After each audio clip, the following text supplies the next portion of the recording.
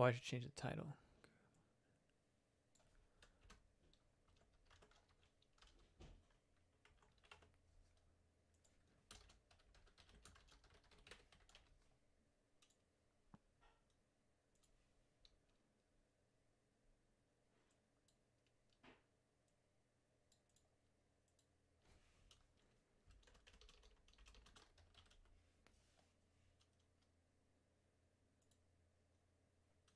Ben, hi Ben.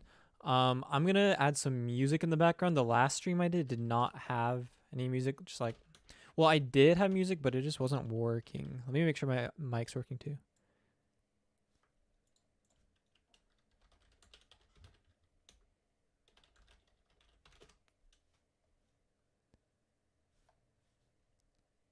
All right, so that's working. Let's see if that works.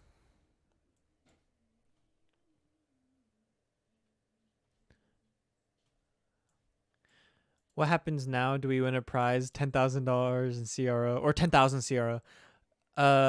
No, you don't win a prize just for being here first or second. But if you have any questions about Crypto.com, I can answer them. Let's pull Crypto.com up.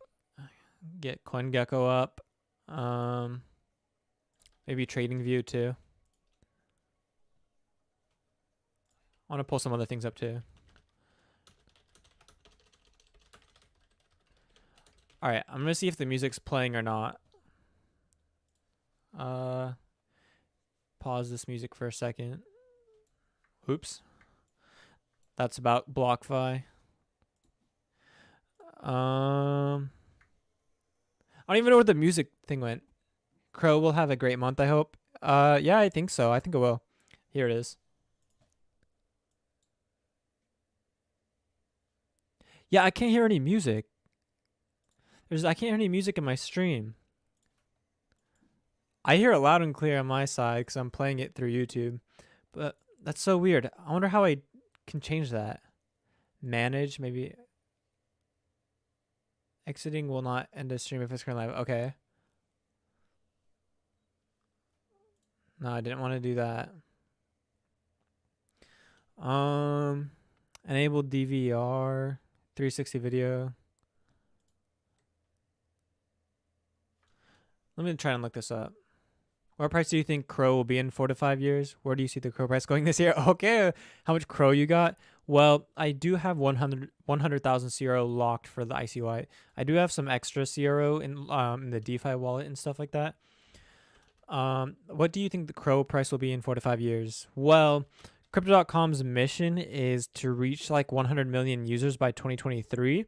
But if they're able to do that, even by 2025, I think Crow could even be like $5, $5 to $10 probably. I'm hoping Crow has a great year, but I'll settle for a great 6 months. I'm staked for the long haul. Yeah, same. How to play music. Let's see.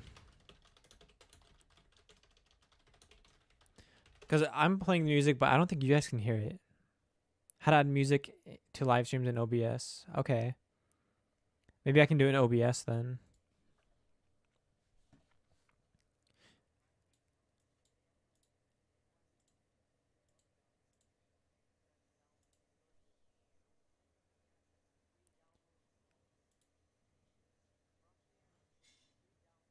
So I have to download it. Well, if you guys can hear the music, I'm just going to turn off right now so I can try and figure this all out.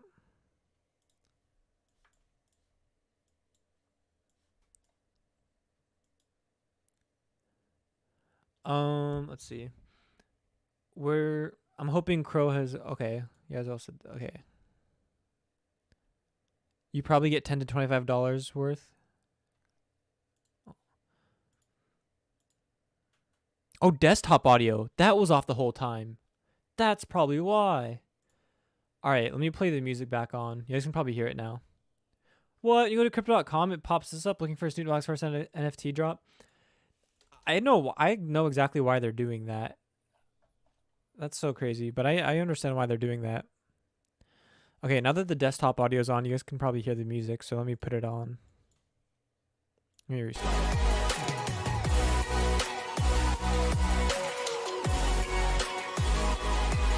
Hopefully that's loud enough. If it's too loud, I'll turn it down a bit.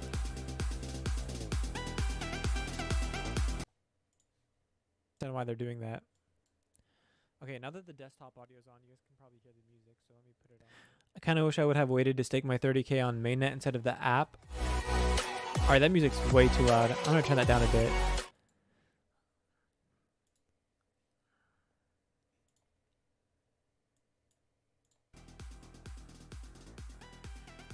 Alright, that's probably good. Alright, you guys can probably hear the music good now. When it was at 48%, I did put another 12K on mainnet when it was at 48%. So you staked 30K of CRO or US dollars or what, or fiat? Staked your 30K. It sounds like CRO. So you staked 30,000 CRO on the app. Well, where in the app? On Earn, on Crypto Earn, or on the exchange, or. By the way, I think I might play a game like Fall Guys or something. I was going to play a Bitcoin game, but I still haven't found a good one. I know it's been a week since I've streamed, but I didn't really like look for one that much. Because I was going to just play... that one's kind of fun. Those are kind of fun. Yes, now it's good. Yeah, that's good. The volume you have now. Okay, cool. There's some Bitcoin games. Bitcoin Spinners Attack, that's pretty fun. I'll install it, but I might not play it right now. In Crypto Earn, you staked it for like 3 months, I'm assuming. That's 6%. Yeah, that's not as good. And it will lower down to 20% in the DeFi app eventually. It's already at like 38%, I think. What would be a fun game to play right here? I probably don't have any good Bitcoin ones. I guess that one would be kind of fun, though. Bitcoin vs. Brain is kind of fun. Call it Bitcoin's a little bit fun. Theotop. Hi, Kahoobb. Hello, Theotop. I'm playing Crash Bandicoot on the PS5. You don't earn Bitcoin, but you do get gems and crystals. Yeah, Crash Bandicoot. Actually, let me look that up. Crash Bandicoot. I think I played that back in the day. Yeah, I played that back in the day on the Xbox 360. Or it was either the 360 or the original Xbox. I don't remember now. Yeah, it had like the white on top or whatever. Like the... Don't know which game it was. I think it was actually a silver one I had. It was this one. It looked a little bit different though. I don't know. Something like this though. It was pretty fun.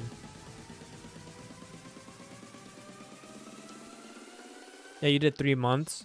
Well, if you guys have any questions, concurrent, I already have 21 people watching. That's awesome. Well, if you guys have any questions about Crypto.com or anything, you can ask me and I'll probably be able to answer you. And by the way, oh, I forgot to mention, I didn't even say on my community tab that I'm live on YouTube.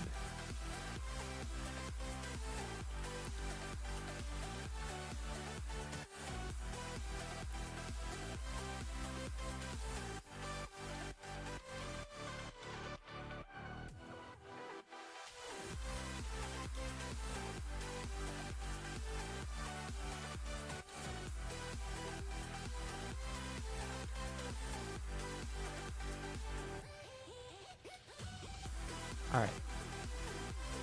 I just posted now on my community page. Hi, Kahoobb. How do you think CRO will hold up in the bear market? Do you see it hitting 5 cents ever again? Have you purchased an NFT yet? Okay, let me answer the first question, but I actually have pretty good answers for both those. So, CRO will hold well in the bear market, and I know it's going to hold well in the bear market because it's utility, it's use case, right? You have to look at like the point of it. So like, for example, you know, if you hold CRO, whether it's in Crypto Earn or staked for the card or staked on the exchange, I mean, either way, it's locked in. So it's really hard for the CRO price to tank when you have it locked in for certain benefits. For example, I have the Icy White. The only reason I would ever sell my 100,000 CRO is if CRO went up high enough. For example, let's say it went to 80 cents. I could then sell $40,000 worth of CRO and keep 40,000 and restake for the ICY. Obviously, I would have to stake more money, but at least I would be able to take some profit as well in case CRO went back down. But I do think it'll hold well in a bear market because of its use case of it holding. I mean, even on DeFi, on the DeFi wallet, you have to have it locked for for 28 days. So if the price starts tanking like 5 cents, I mean, at that point, you might as well just hold, right? If you're down a bit, like it's like just hold, because it'll eventually go back up as long as you're bullish on it with the fundamentals long term. Short-term price action isn't too much of a worry. Even if it's a bear market, I mean, yeah, that might last 6 months to a year or two. I mean, but I think it'll do well in a bear market because it's a utility coin, but it's not only utility now that mainnet is launched. It's also, used for the main token on the mainnet. So it's used as gas now too. And a lot of projects are soon going to be building on the CRO chain, so that's going to be pretty cool. So do I see it ever hitting 5 cents again? They would honestly have to mess up pretty bad for it to hit the 5 cents. And maybe not mess up, but just do things that the community doesn't like, Because I don't think they really messed up. I think they did all the right moves. Like even around here when it's 18 cents, from here to here to here, whatever. Like I've been thinking they've been doing the right moves. Like even ever since like July 2020, I like everything they've been doing. A lot of people won't agree with me on that, with like the swap, MCO swap, but I think it was bullish. I think it was a good move for long term and everything. Short term pain for long term gain. But yeah, I don't think anything like that's gonna ever happen again because they're already set up for the future, and I think the only way they would ever have to do anything again is if like some laws and regulations passed, or they would have to do another swap thing for some odd reason. But I don't see that happening, so I don't think it'll ever go down to 5 cents again. I could see it maybe 18 cents, maybe even like 10 cents, but I think that would be the bottom. Have I ever purchased have I purchased an NFT yet? Yes, I did purchase an NFT. I will be making a video on this to go in like all the details. The video will be released on Monday, so in 2 days. I guess since you guys are watching the stream right now, I'll just tell you guys a little bit. I bought a Snoop Dogg NFT, the Snoop Dogecoin. I thought a lot of people were really going to like this one because everyone's been buying Dogecoin because Elon Musk and everything, and pumping the price up. So I thought a lot of people, and Crypto.com is pretty good for beginners in crypto, especially with search engine optimization. So I expected a lot of new users to be buying at least a Dogecoin one by Snoop Dogg. This is Snoop Dogg, and I'm all about that Snoop Dogg. I'm selling it though. Snoop Dogg coins. It's ending in 7 days or 6 days. Snoop Dogg coins. $502. Dogg, Snoop Dogg. Only problem is this one is still not sold out. So let's go to the drops. Here's Snoop Dogg. And yeah, when I went to crypto.com, they like popped up the NFT like Snoop Dogg selling NFTs, because not a lot of them aren't even sold out or bought or anything. Like, look, they have 20,000 editions for Diamond Joint, and it's at 19,400. So only like 600 were bought. That's like barely anything. But I guess it makes sense. It's $500. But this one sold out. It was $500 and 500 editions. I was debating between the Snoop Dogecoins and the Drop the Mic. I ended up going with the Dogecoin because, I mean, I was skimping on the money. I decided to go for the $213 instead of the $500 one, just because it's my first NFT ever. I know there's 5,000 editions and 500 on this, so there's like, what, 10 times more editions on the Snoop Doge, yet the price is only like times 2 less or whatever compared to the Drop the Mic. So I just didn't want to spend $500 on the NFT. I probably should have though. Just by spending less, I probably screwed myself over, as this one's sold out, so people are more likely to buy resellers. This one, well, why would you buy a reseller for more when you can still get it for 213? So, but there's 3,060 available. I think that's for resellers, so I think there's still 2,000 left to be sold. Direct deposit worked for me. Wait, what do you mean? Oh wait, I think I'm missing a few questions. All right. What do you think about the 28 days unbonding period if you unstake in CDC DeFi wallet? All right, so about the DeFi wallet with the unbonding, I think it fits perfect with Crypto.com, with everything they have. I mean, think about it. The exchange, it's a 180-day stake, I'm pretty sure, for earning interest. And then I think for the syndicate, you have to hold a certain amount of CRO, but I don't know if that's locked or not. And then Crypto Earn, you have to have 1 month, 3 months, all that to have it locked.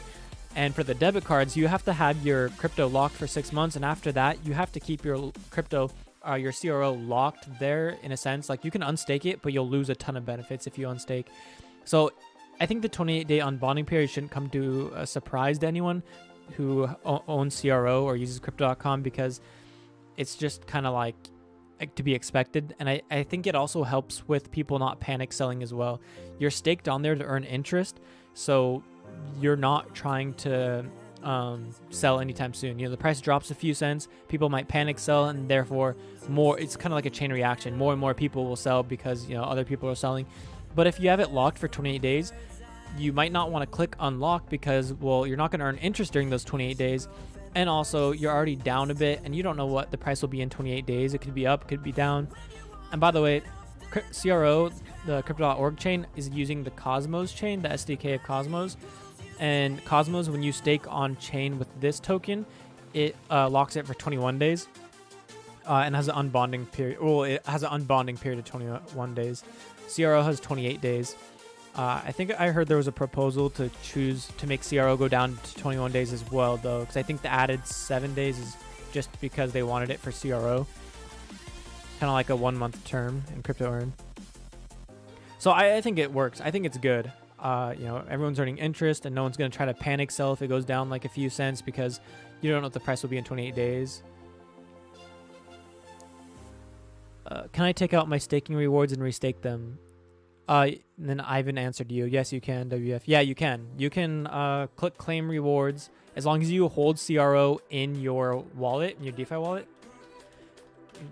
In fact, maybe I can go to like my YouTube video of it.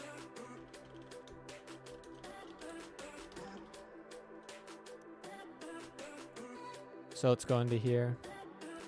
So yeah, once you confirm your stake, and it's staking you 28 days, tells you all the details. Then once you're in, like, and it goes to be in your DeFi earn assets, right here, you can click on it. You can click earn more. There was an add to stake, but they removed it. I think they'll add it in later releases though. But yeah, you can click earn more, and then you can also like, you know, claim your rewards, then click earn more. So of course you have to claim rewards first, but it'll be in your DeFi earn assets. You probably already know that though.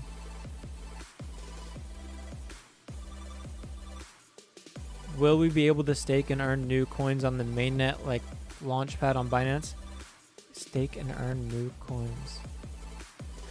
Oh, are you talking about just like Crypto.org launching tokens on their chain? Because that will happen. It's kind of like Binance chain, how there's all these projects. One that I was invested in at one point was Jet Fuel Finance.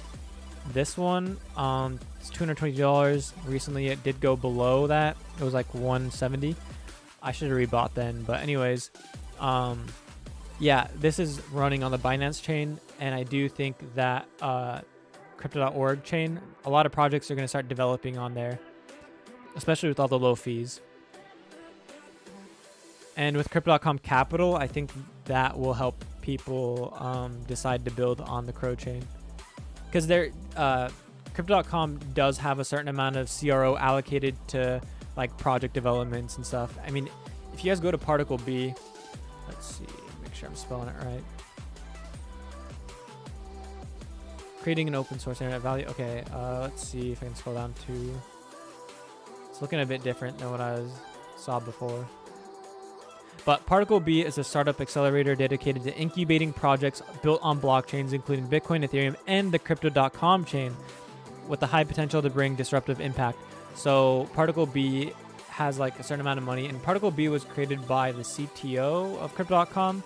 Gary was the co-founder and the CTO. So yeah, he's helping create all these, basically bring projects onto all these chains. So Particle B is really bullish for the Crypto.org and CRO coin.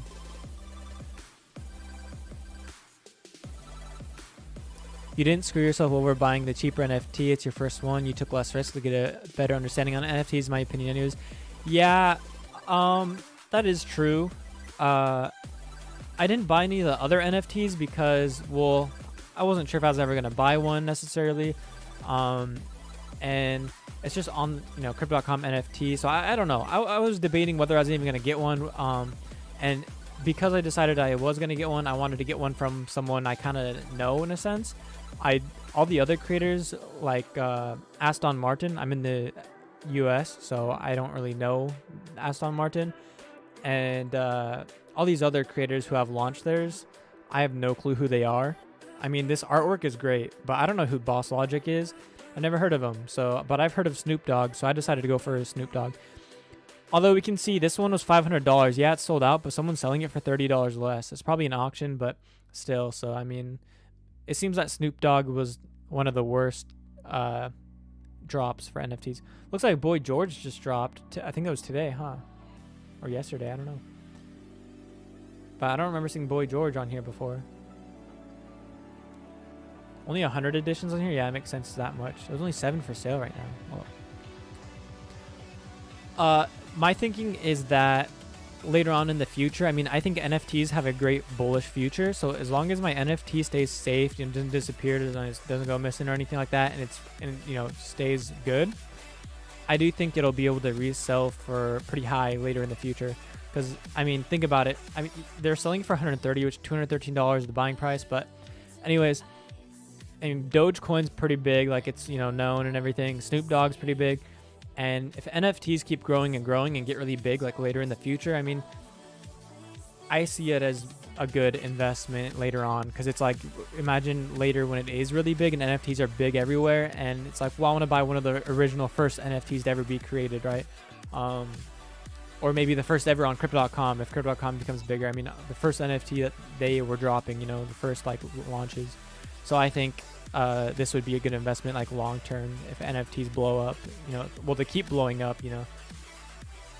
I know I said they were in a bubble in one of my videos, but they have a good long term future. So, and anyways, it's only $213. I mean, if no one wants to rebuy mine, I have to resell it for lower, or I don't resell it and I just keep it for long term. Oh well, there's my NFT. And maybe someone will buy it. I mean, someone bought one of these NFTs for like $7,500 and they're reselling it for like $2 million. I think it's the Elon ship. I wish there was a search bar. I guess probably an art. Oh yeah, Elon Starship, $2 million. There's only one available. Do you think it's worth it? Wait. Do you think it's worth it? I only have like 2,200 right now. Are you saying it for NFTs? You only have $2,200, or NFTs worth it to buy one? That's really up to you. This is my first NFT I ever bought, so I have no clue. Yes, it could avoid the panic sell though, right? If you're talking about NFTs, oh no, you're talking about the unbonding period. Yeah, it could prevent panic selling, so I think that's really good, especially with Crypto.com. You guys are probably new to Crypto.com, but if you're not and you've been around for a while, like at least a year, CRO has always, and the people who invest in CRO have usually been known to be emotional investors, and it kind of shows, because I made a video talking about why the MCO to CRO swap was actually really bullish, and a lot of people started spreading FUD about it, and a lot of people would use their emotions, and so they panic sold once they could get out around 6 cents, because maybe because at one point you could still sell your CRO, like in September or October, people were unlocking their card stake by asking support, like, oh, it's a emergency reason or whatever, and then they stopped doing that because too many people were doing it, probably causing the price to crash and everything, and it was just an annoyance. So then a lot of people probably started selling their stakes around 6 cents and everything, and then they got screwed over once it went back up to 20 cents and whatnot. But I think it's good to be able to prevent panic selling by having a 28-day unlock period.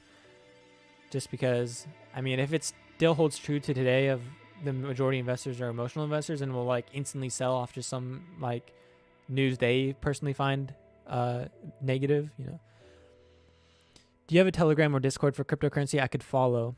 I actually made a community tab page. I made a post. Probably can't find it on here, but I asked about making a social media, like whether I should make a Discord, Telegram, all that. And I'm not really sure about that. I think a lot of people didn't really say they would join, so I think I decided not to.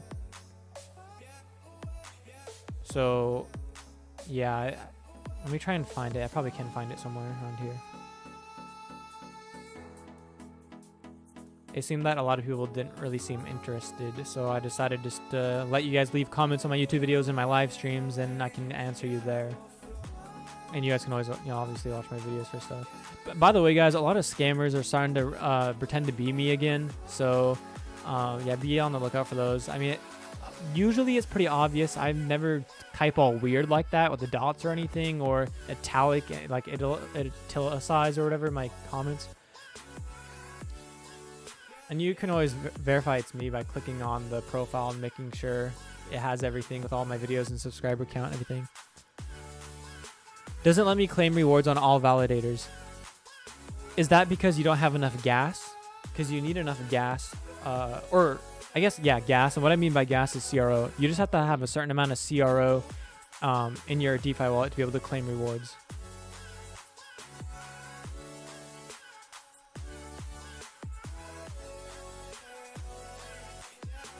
So I might make a Discord or Telegram later if it becomes something that a lot of you guys want to see and join.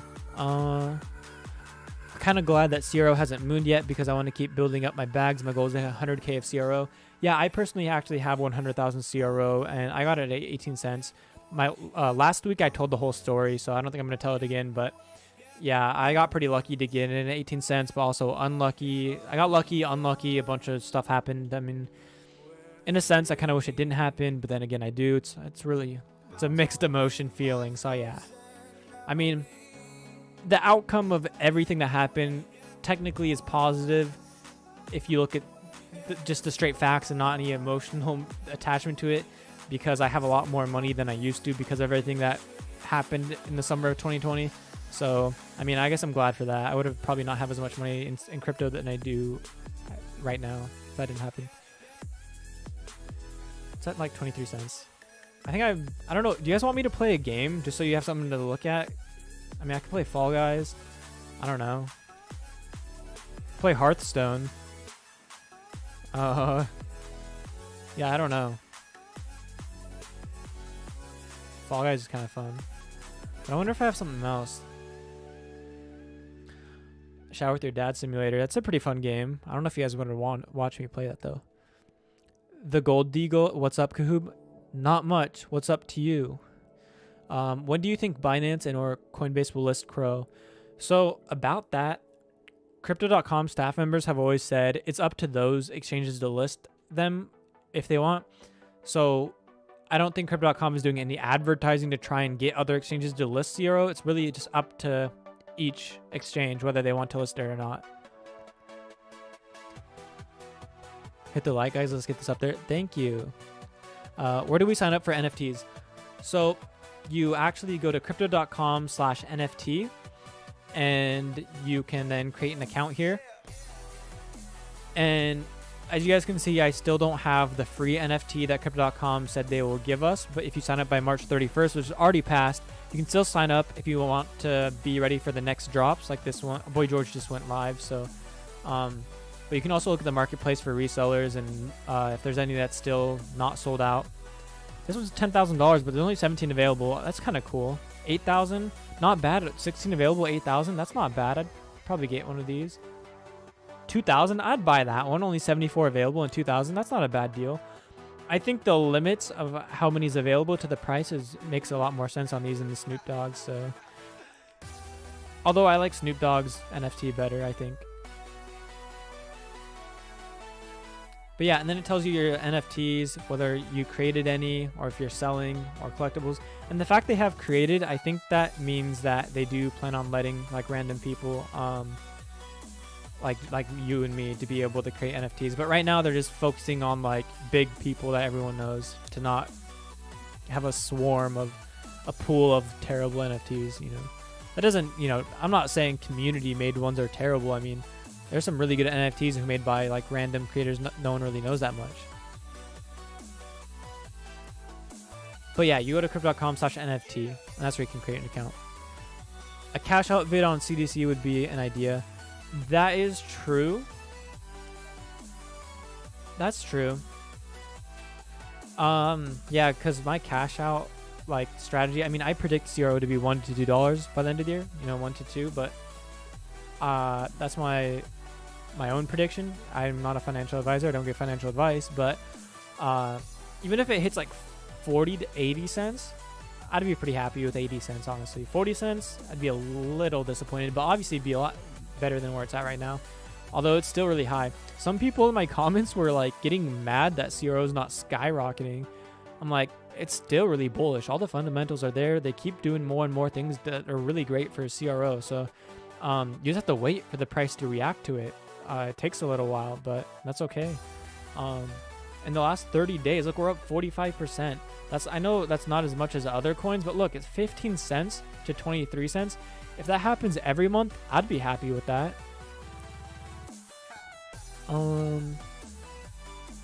Hey Kahoobb, Dragowit here. Oh, it's Dragowit? I remember you. Good to see your channel growing. Have you had a chance to look at those DMs I sent you on Discord? Wait, on Discord? You sent me DMs? Oh, yeah, I think I do remember you. Hopefully my thing... Okay, there we go. We're good.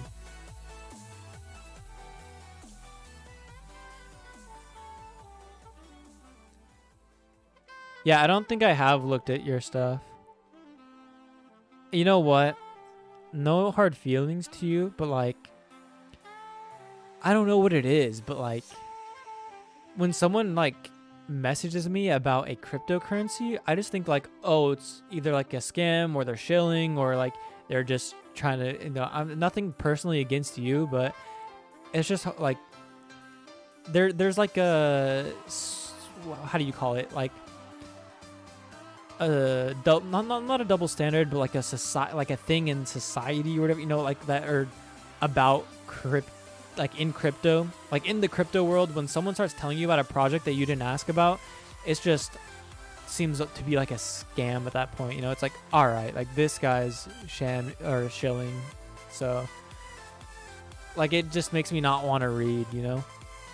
So, but yeah, so that's kind of with that. Cause I can't, you know, I don't want to read everyone's messages about all their cryptocurrencies they invest in. Like, oh, this is a good one. This is a good one. You know, it's like, I don't have all the time in the world to be reading all of them. Although maybe at one point, if I make enough off YouTube, I will have all the time in the world to actually research projects 24/7 and then share them with you guys. Let's see. I like that you can't pull out of your stake, but if the price is 10x, you can upgrade your card. Yeah, exactly. I really like that.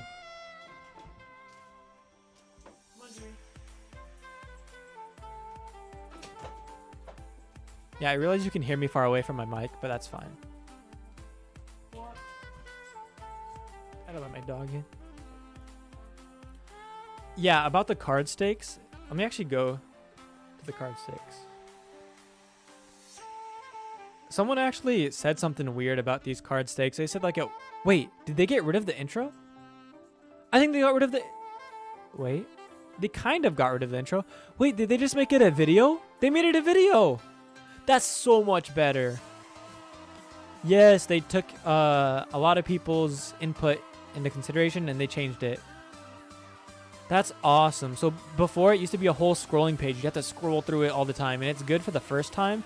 But I told them they should make it to where like it can like trace your IP and make sure you don't see that ever again. Like once your IP has seen it, then it won't do it. But they made it a video to make it really easy to scroll down and look at all the card benefits. So that's awesome. But yeah, about the card stakes, it's really cool that you can invest like $4,000, right? We can do some math. I think I did this in one of my videos, but $4,000. And if CRO, you invest this much, right? CRO goes up times 4. That's, wait, no, times 10. If CRO goes up times 10, then you can stake for the Icy White, which right now with CRO at 22 cents, let's see, let's just say it's 22 cents. It's closer to 23, but times 10. It'd be like $2.20. I do think CRO could possibly get to $2 by the end of the year at the most. And that'd be a 10x if you got in like at 20 cents. Because 0.20 times 10. So that would mean you'd be able to stake for the higher tier card. Although, of course, if your money goes below $4,000, you don't have to add more money, which is amazing. Someone said that's unfair for some reason. They're like, oh, if CRO goes up in price, you can then upgrade. But if your money goes down in value, then you don't have to add more money. Like, you don't lose your stake. How's that fair? But I'm like, I mean, for the investor, I think that's definitely fair. Maybe on the company side, it might not necessarily be fair in a sense, but I think they can be fine with that.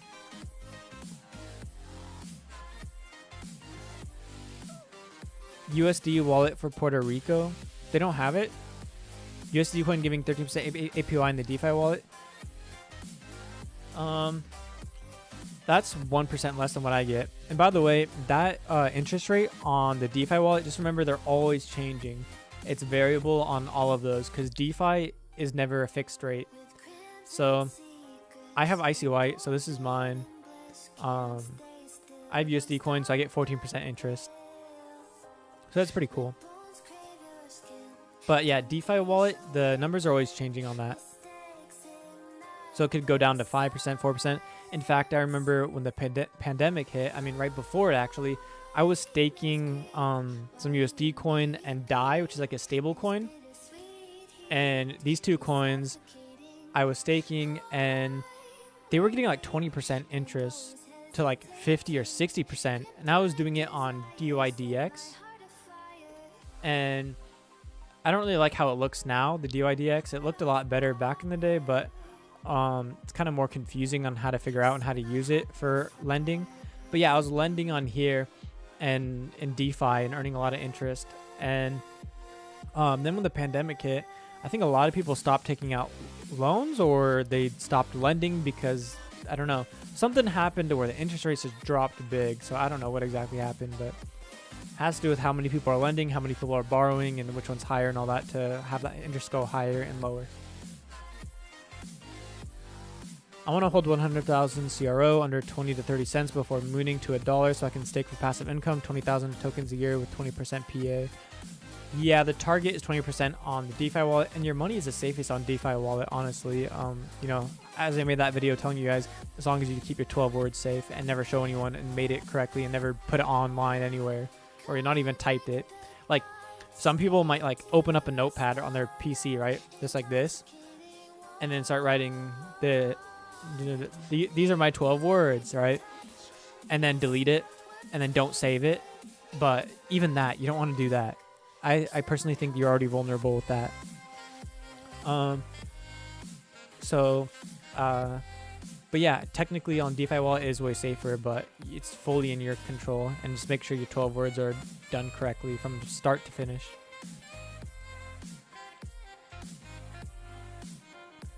And what's cool, actually, since you mentioned the passive income, what's cool right now is CRO at its price.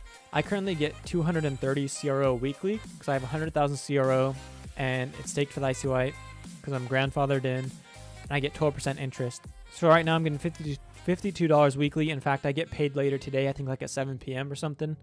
So that'll be nice to get that in CRO. And what I'm doing with my interest is I'm just adding it all up, and well, I mean, 230 is just enough to actually withdraw it. So usually I withdraw it to my DeFi wallet and then stake it on chain. It is kind of annoying to not be able to add to stake, as I have to have a bunch of different stakes open on all these different validators. And especially since currently I think New Shepherd's the one that everyone's getting, which is 15% commission. But just remember that DeFi wallet, actually we can go to the Cryptocom support. Wait, yeah, here we go. I want to show you guys something about that. If we look in the DeFi wallet, okay, I don't know if this is it, but they actually mentioned something about with the DeFi wallet about being able to choose your own validator soon enough. I think it's in here.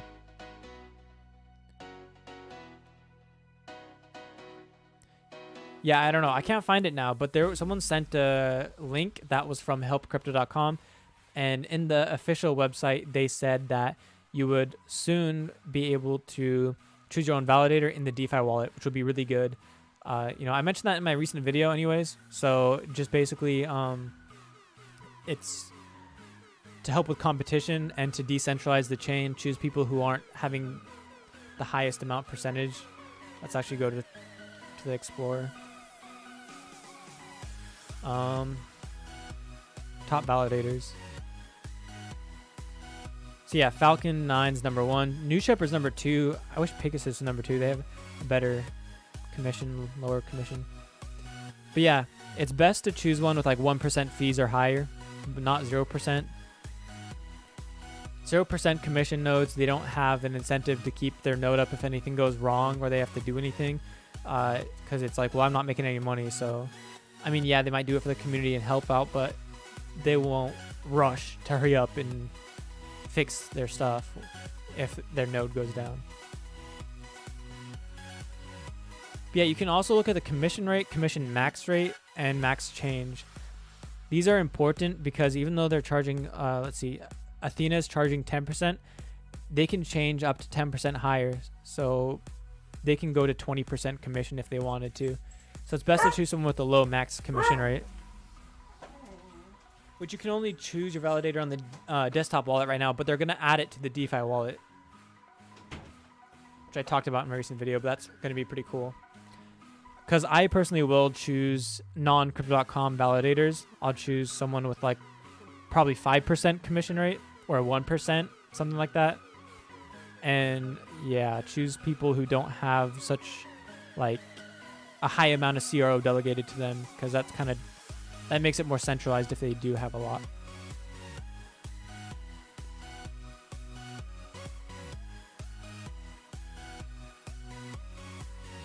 Let's see. You have 20 out of 100,000 CRO. I mean 20,000.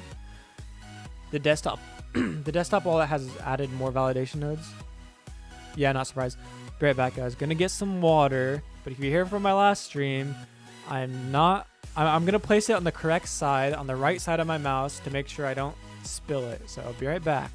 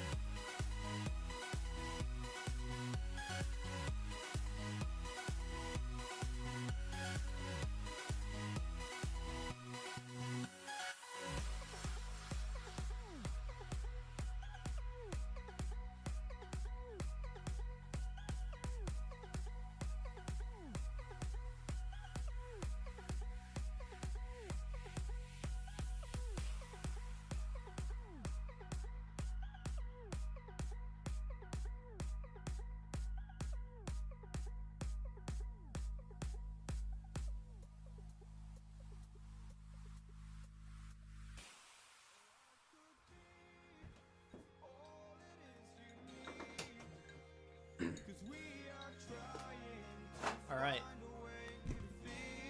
Placed my water on the right side of my mouse so I can't accidentally spill it.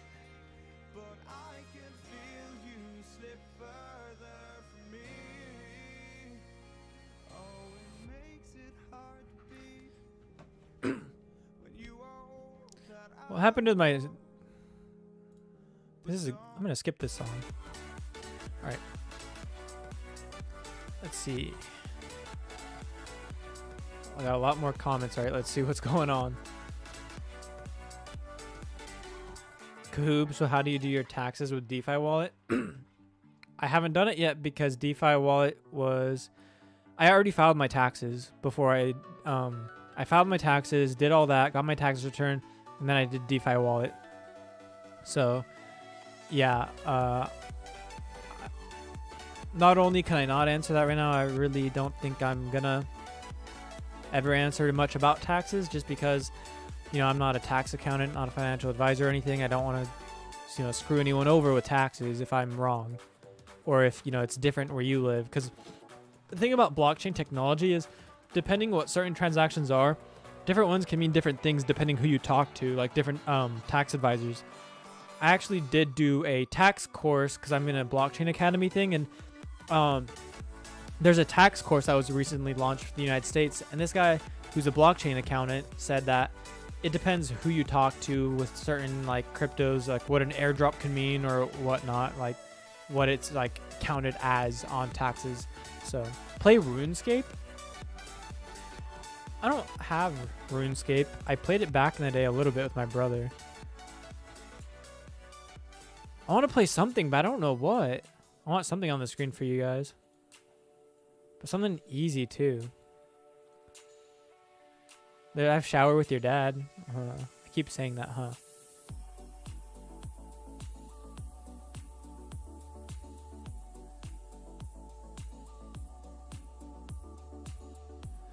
I guess I could do like... I really don't know.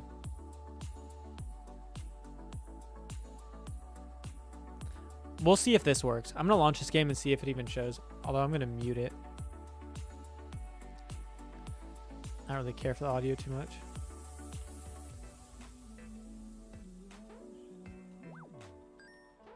But also, if I'm playing this, I can't read what you guys are saying. So I don't know. I guess we can play it somewhat. Let's see if it's even showing though on my live stream. Time's up. Oh, what? Oh, I guess it was showing on my stream. I don't know. All right. NFTs increase my boomer price 10x. Thank you. I'd like to see a Telegram of yours. I could join. Can't speak for everyone else, but do another poll, see what happens. Okay, yeah, I will probably. Send USDC or USDT and DeFi wallet. Cost ERC20 fees. I think taking profit in USDC on top of my MCO card makes sense. Don't you? So, since you said MCO card, I don't know if you've been around for a long time or whatnot, but they actually recently rebranded it to the Crypto.com Visa debit card. But I know that's way longer than just saying MCO. I mean, I think it just should be called the CRO debit card at this point. But yeah, sending USDC or USDT and DeFi wallet does cost ERC20 fees because they're running, those are on a different blockchain. Those are running on Ethereum, so it's ERC20. USD coin has been being moved to Stellar. Like we can look up USDC Stellar. Yeah, Stellar USDC, USD coin, and they're moving from Ethereum. I don't know if they're moving from or it says USDC is coming to Stellar. So I don't know if it's just going to be added to Stellar or if they're moving away from Ethereum. I don't know. Although another cool thing to know is that Crypto.org will be having USDC on their chain. So they're going to add USDC on theirs, which is going to be really awesome. Kerbal Space Program. Let me look that up. If it's cheap, I might buy it. $40? Maybe. I seem kind of like a crazy game though. I didn't really. Is that like a chillax game we can play and stream? I don't know.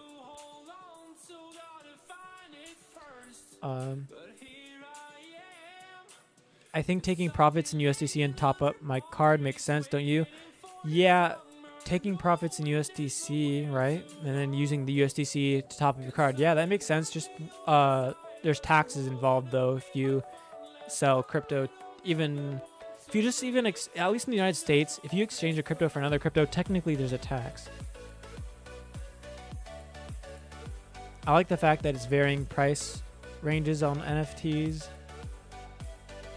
Do you suppose it's like buying Google stock in the early 2000s? Buying CRO is like buying Google stock.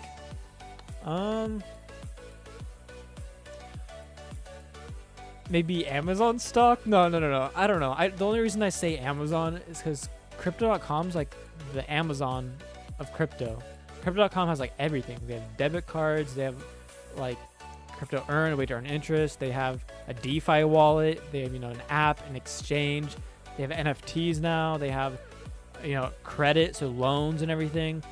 They have a ton of different things. Margin trading, derivatives trading. Like, look at all this stuff that they have. A ton of different things.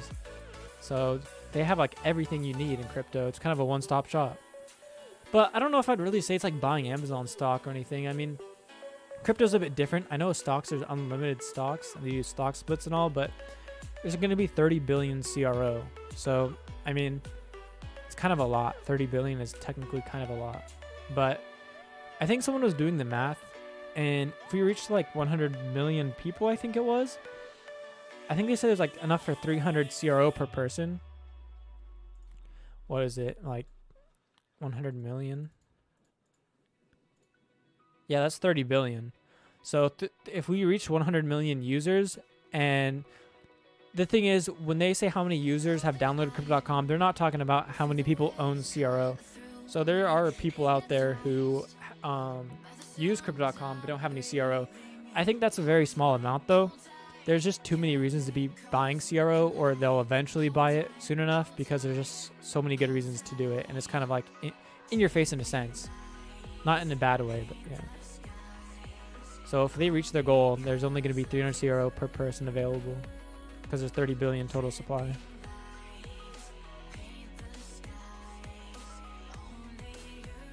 Smaller cap coins growth is speculative, therefore risky. Crow's growth more stable and steady with a solid support. Yeah, CRO does have solid support, stable, steady, everything. I mean, it's looking good.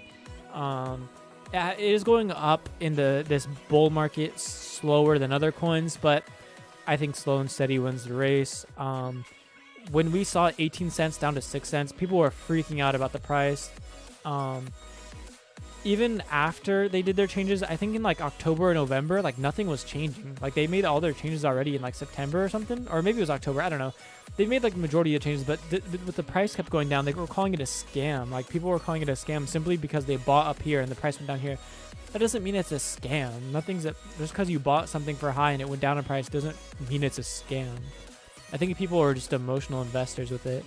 And then, of course, now CRO is going up, and all those fudders who are all saying scam, oh, this is a terrible company, this, and that, they're, either they're buying back now or they've left.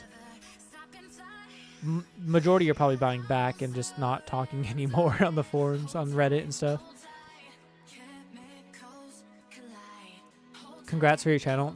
Thank you, Frederico. What do you think about student coin? Student coin? What's that? Is it on CoinGecko?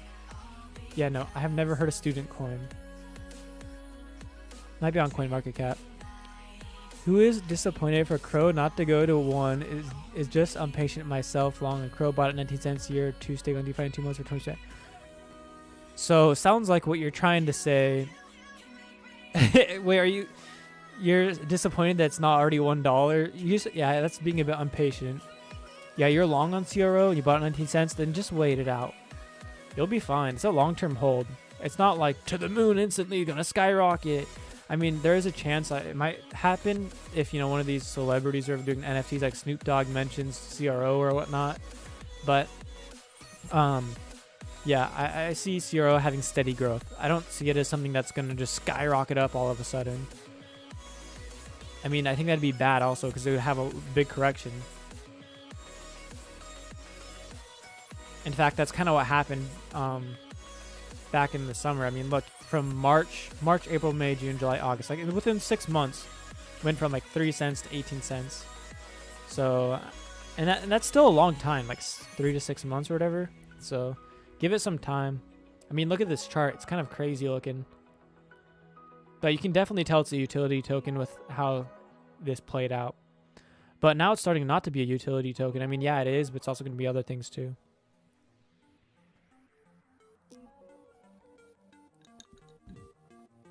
Alright, I spilled some water on myself, but not that much, so I'll be fine. I think I filled up my water cup too much. Like that Dogecoin crap. Dogecoin? So, I think I mentioned this in my recent video. It was smart for Cryptocom to add Dogecoin and advertise it because Elon Musk was talking about Dogecoin, right? And it pumped the price. Look what Elon Musk did. This is the Elon pump right here to 8 cents. And everyone getting into crypto because of Elon. In fact, I have a little story about that. So a lot of people knew this was going to happen. I mean, I've been in crypto since 2019 and I'm like very involved. So like everyone knew this was going to happen. Like look, this is the 2017, 2018 like pump. It only went to like 1 penny, but everyone knew Elon was going to pump it because Elon Musk talked about Dogecoin in like 2018, 2019 or whatever. And so people already knew what his thoughts were on Dogecoin. Like he memes about it, jokes about it and stuff. And to be able to buy it for like, what, 0.002, not even half a penny. A lot of people were buying it around here. And I saw people on Reddit saying they were buying it because they're waiting for the Elon pump and they know what's going to happen, They know, the average person is going to start buying into it because they think it's going to skyrocket all the way to $1. The difference is there's unlimited supply. Dogecoin doesn't have utility, doesn't really have too much of a use case, and it's unlimited.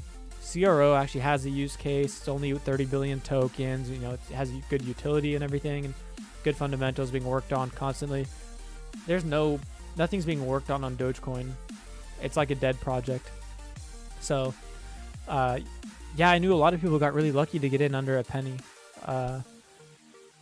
you know, it actually would have been really smart for me to get in the Dogecoin instead of CRO when I bought, because I bought CRO at 18 cents on September 1st. If I literally bought Dogecoin instead and waited until February, I would have been better off. But you can't really predict things like that. I mean, you can in a sense, because everyone knew Elon Musk was really into Dogecoin with the memeing it and joking around about it, kind of making fun of crypto and stuff.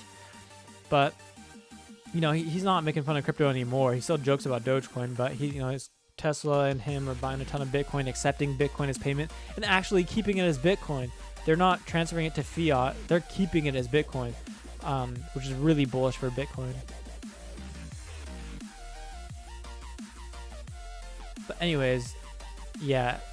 Another little thing about Dogecoin is, so my girlfriend was in Zoom class in college, and she was in like a small little group thing with a few other people, and this guy said that he bought Dogecoin because he said Elon Musk said Dogecoin is a good company, and since Elon Musk said it, it must be a good company or whatever, or something like that. Like Elon Musk mentioned Dogecoin, so I invested in it because it must be a good company. And I think he put like $400 or something, or $200 or something into it at the time. I think it was in like around like 3 to 5 cents he bought at.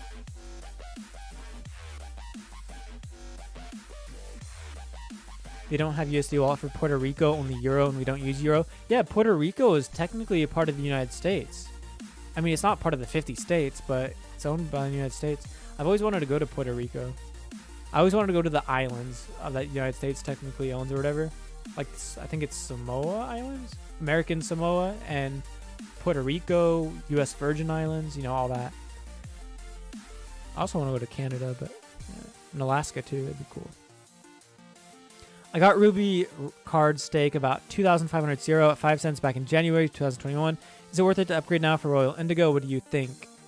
All right, let's do some math then. So 2,500 CRO. What? I guess I can just go to CRO.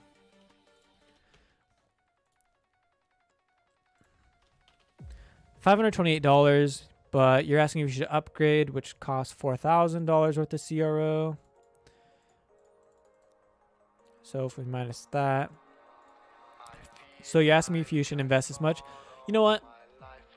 Let me just tell you, it's to each individual. If we go over to their cards, which they fixed, it's way better now.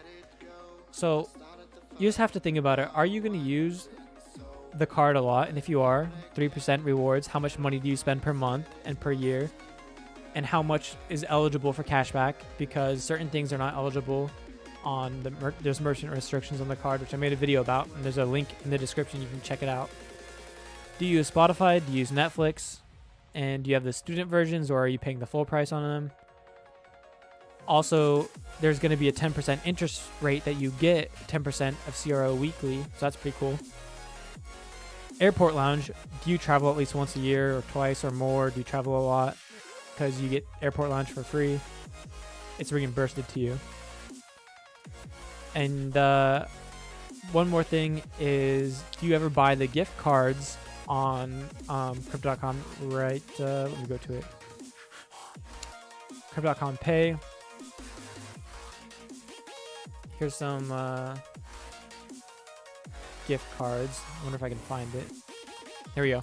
If you have 10,000 or more CRO staked, which $4,000 worth of CRO, 4,000 is 18,900, so that's definitely more than 10,000. So do you plan on also using any gift cards, because you can get up to 10% back, 5% back, 2.5% back, and mobile airtime 5%. So, and also if you send someone 10,000, I think it's like, here, let me actually find it. There's this like really cool thing they have with Cryptocom Pay. You can send crypto to friends, right? Friends or family, and to their Crypto.com app, and you get like 5% to 10% back, up to $5 a month.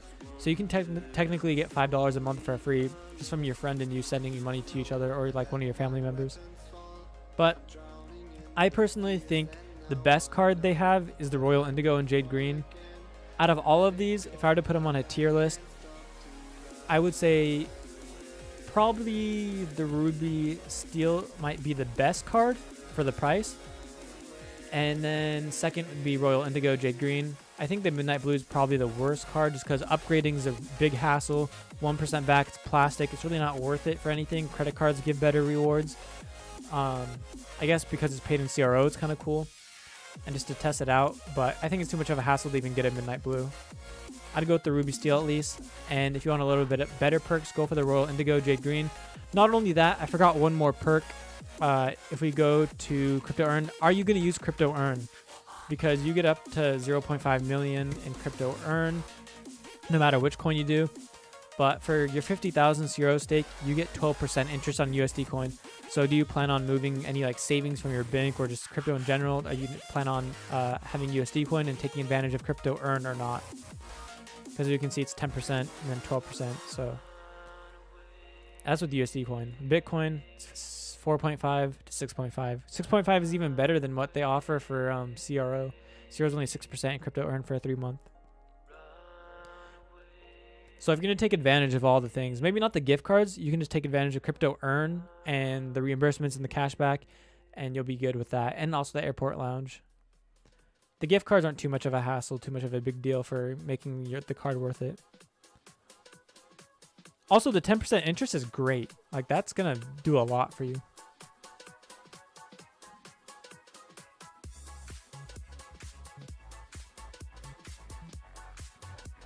So do I think it's worth it to upgrade now? It's up to you when you do it. I don't want you to buy it at like a bad price or anything. All right. This just seems to be like a real drop. If it's showing on CoinGecko, I think it's a real drop, but I don't know. The Cryptocom app has been having a glitch where it bottoms, like where it crashes at the very end like that. So I don't know if they're starting to report that is true now. So that's because CoinGecko takes a bunch of different, these prices are taken from a bunch of different exchanges and added all into once to average it out. And Cryptocom app is doing this like dump like that. So I don't know how true it is. How high do you see this coin really going? Well, I see it going to $1 to $2, $1 to $2 by the end of the year. So 10x at most.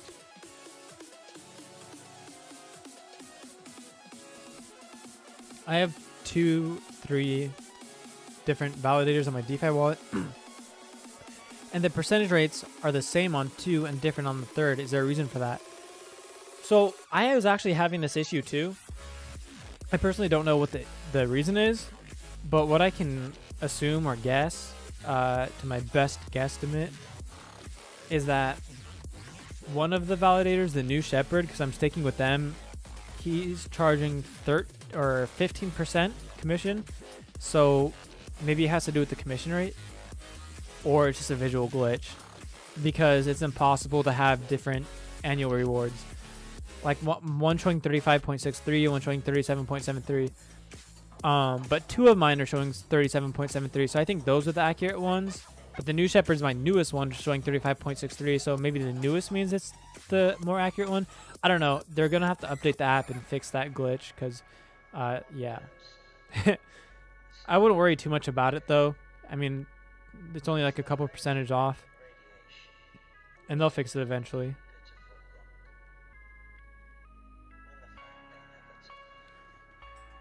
And always make sure to have a little bit of money in your DeFi wallet if you're going to be claiming rewards a lot. Personally, I don't ever really claim rewards until I get to like to $10, and I have like 1,100 staked. I'm at like $6 so far, so I haven't claimed my rewards at all. Another thing is claiming rewards, I think, is taxed as income, like your regular income, at least in the United States. So if that's the case, then you have to report each one and pay taxes on it. So if that's the case, I'd rather just do it like once a month. Like, yeah, it might be 3 different claim rewards because I couldn't add it all to one stake. But what's that? Like 12 times 3 then? So then I wouldn't have to worry too much. So only like 36 or something. That I'd have to report my taxes next year.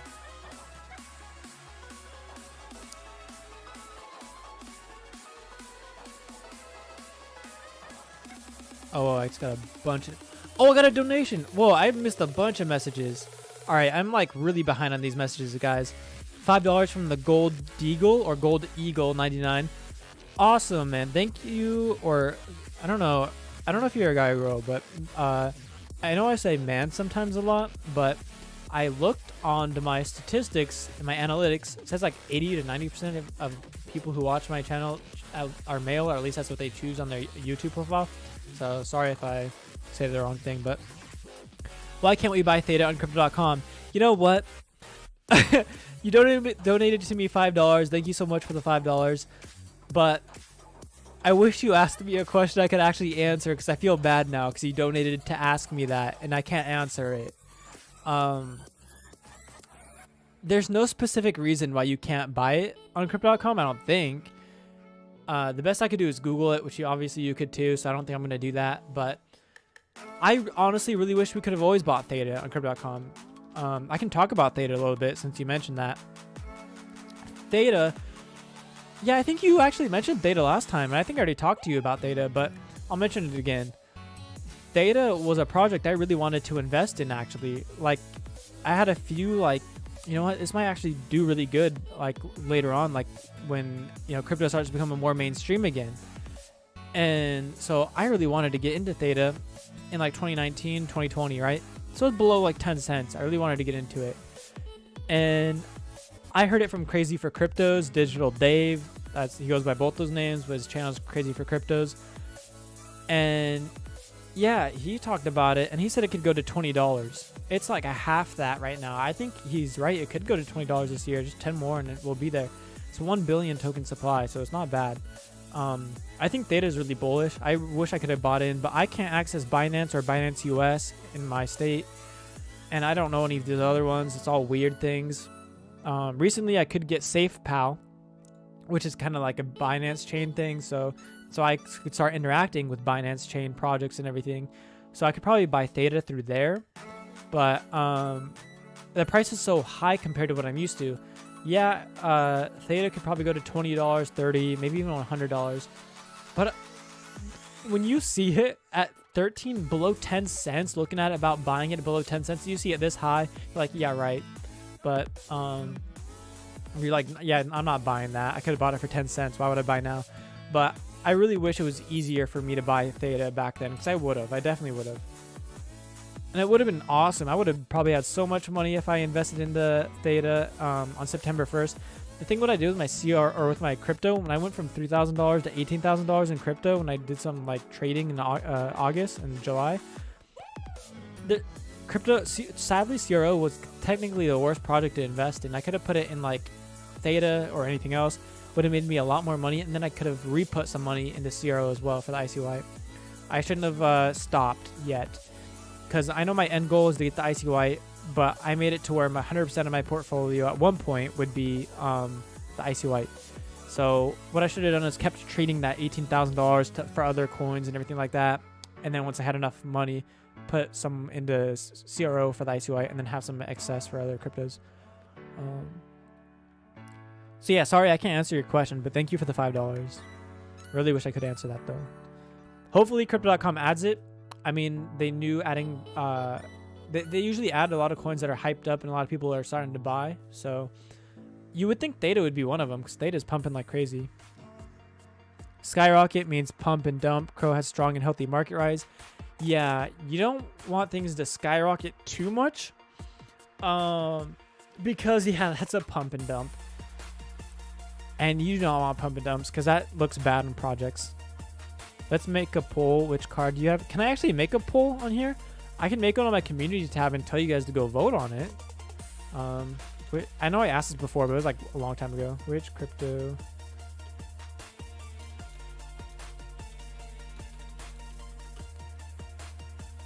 Let's see. Midnight blue. Ruby red.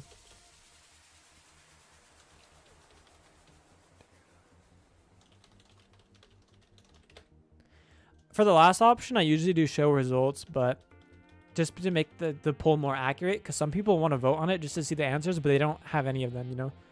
But someone said, what about Obsidian Black? And I really didn't think anyone would have Obsidian Black, so I just did show results instead.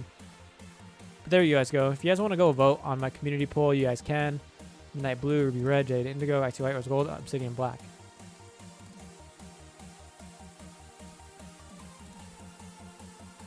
What do you think our sign up NFTs will drop? When do you think? I'm hoping soon. They're free, so I'm not too worried about it. But it's pretty cool, the NFT that that's being dropped. I like it. I wonder if I can find it. Snoop Dogg. All right.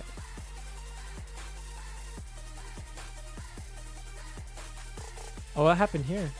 My Cointainer glad to announce novel partnership. Oh, whoa. That's cool. Crow listing and mainnet launch. So they're listing CRO. That's cool.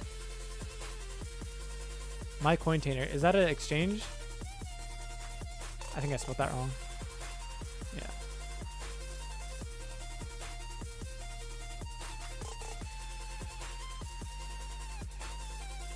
Staking wallet. Okay.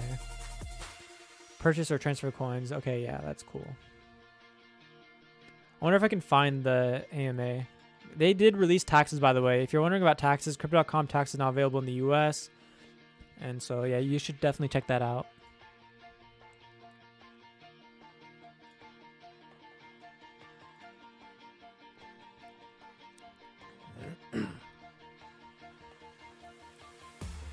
Yeah, I don't know if I can find the NFT, but I probably just go to one of my YouTube videos, probably would have been faster.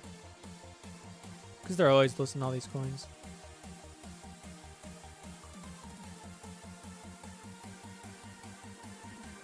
But I'm excited for the free NFT. Yeah, here it is. This is the NFT we're getting.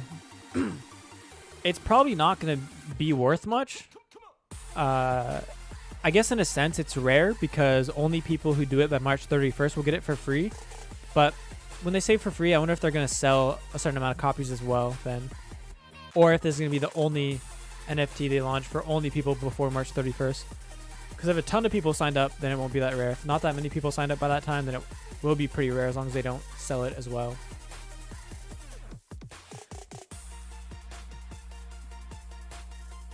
So I don't know when they'll give us our NFTs, but I'm not too worried as it's free. Another thing is they've been delaying on the welcome package, right here, exclusive merchandise welcome package. I have the Icy White. My 6-month stake is up. Still haven't got my welcome package. I got my Swipe welcome package before I got this one, and my Swipe I was staked for less amount of time. But I'm in no rush. It's nothing that important. It's just like swag, like a swag package, like clothes and stuff. So I'm not that worried. I have the J Green 3% cashback. New all-time high BNB before burn. I ordered my Jade card. Oh, I don't know how to pronounce her name. Ayad? Hi. Hello. Crow cards are no-brainer to have, better than any bank cards. That's for sure. I think they're way better than any bank cards. I think they're great value and everything. Like, what card are you going to find? Like, is he 2% cash back with 100% back on Spotify? Like, that's amazing. And free Netflix as well with 10% interest weekly on your stake. Like, I personally just think the Jade Indigo card, the Royal Indigo and Jade Green are the best ones to go with. Obviously, not everyone has $4,000 US. It used to be technically cheaper at one point. I think my dad got this one for like $800 to $1,000. So now it's $4,000, but it's still a good deal on the long term, especially with the 10% interest. And especially if you take advantage of the crypto earn and all the perks and everything. Snoop forgot to put his drop on his socials. What? Is that why it's not selling out? And is that why? I thought he did though, at least on Twitter. That's kind of dumb of him. I mean, he makes money if people... Look, Roaches, my ashtray noosing. Oh wait, no, never mind. That's something else. Look right here, this NFT, he put it right here. Oh, this is 1 hour ago, though. Well, he's talking about it elsewhere, too.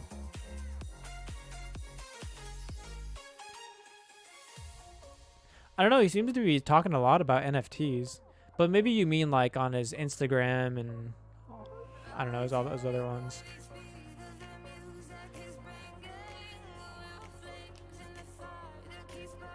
Yeah, Drop the Mic all sold out. I almost bought that one, but went for the cheaper NFT. But yeah, it's my first one ever.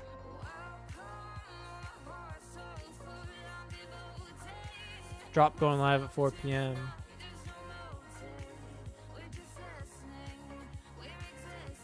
I liked his drop. I don't know why people didn't like it.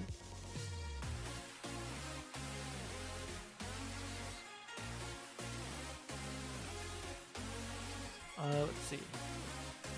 When do you think CRO will reach $1? So I'm not very good at short-term price predictions. I heard some YouTubers saying like 40 to 60 cents by the end of May. I don't know how true that is. I think it's gonna pump pretty good during the summer though.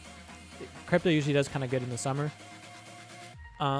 September, it's usually it goes down a bit just because it's kind of, summer's over.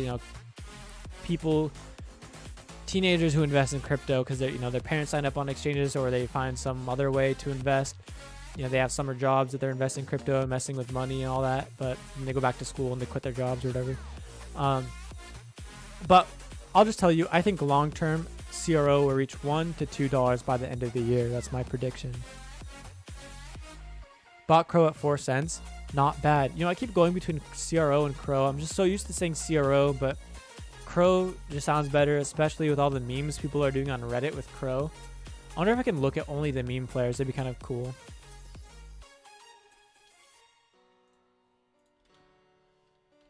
You know what? I'm not going to do it. You guys can always check it out. Buying at 4 cents, that's amazing. That's awesome. You did that. End of this year is very possible. Yeah. Even if CRO only goes to like 40 cents to 60 cents by the end of the year, I'd be fine with that. Be nicer if it went higher though, to like $1 to $2, which is what I think it actually will. Like that's my prediction. Like I'm not saying that because that's what I want. I'm saying that's because that's what I think it will do. Obviously, I want that too as well, but you know what I mean. Someone is selling at 23, 24 cents, keeping it down. Someone has a lot of CRO. Yeah, that may be true. I think it is true because look, it dipped and went back up. So I think this was a real dip. But if you guys go in the Crypto.com app, it's actually showing this dip at the very end, like constantly. And it looks very like bad because it's like constantly showing it, even though it's not real. So like you have to go like a few steps back and be like, oh, okay, it's actually like 22 to 23 cents. By the way, if this is people eating up or not eating up, but like taking profits, that's fine by me if they slowly take profits like that instead of dumping their whole bag, because the price will still eventually rise. Hi all, Delta 9. Hi Delta 9. I bought in around 6 cents. Yeah, I didn't buy around 6 cents. I bought 18 cents right here.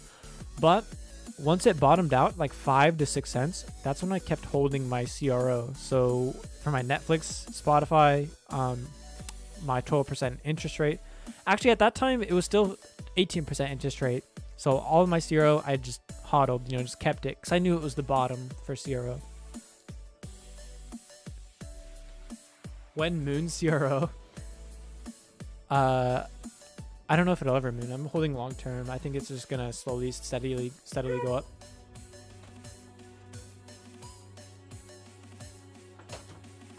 And I think that's better. It does that instead of a pump and dump. When employers with fleets realize they can get 8% in an appreciating asset for all their gas expensive, CRO blast off. Yeah, when you say appreciating asset, yeah, it's appreciating right now and it's 30 billion max, but I don't know about that one. Bitcoin, yeah, because Bitcoin's super decentralized. No one even knows who Satoshi Nakamoto is, and no one needs to know who that is. Bitcoin works as it does, like just by the network. I don't think CRO is decentralized enough yet. There still needs to be a lot of team development with the centralized team for CRO to be way more decentralized for that to be a thing.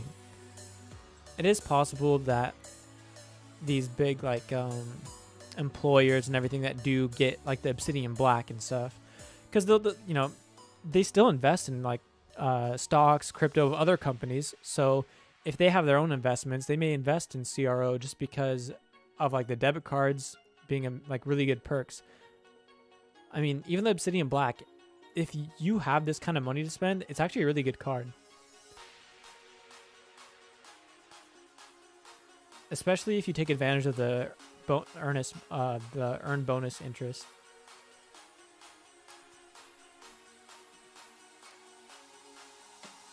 Okay, a lot of stuff just happened on my chat. All right, ETH about to blow to 2K. Yeah, I think it already did.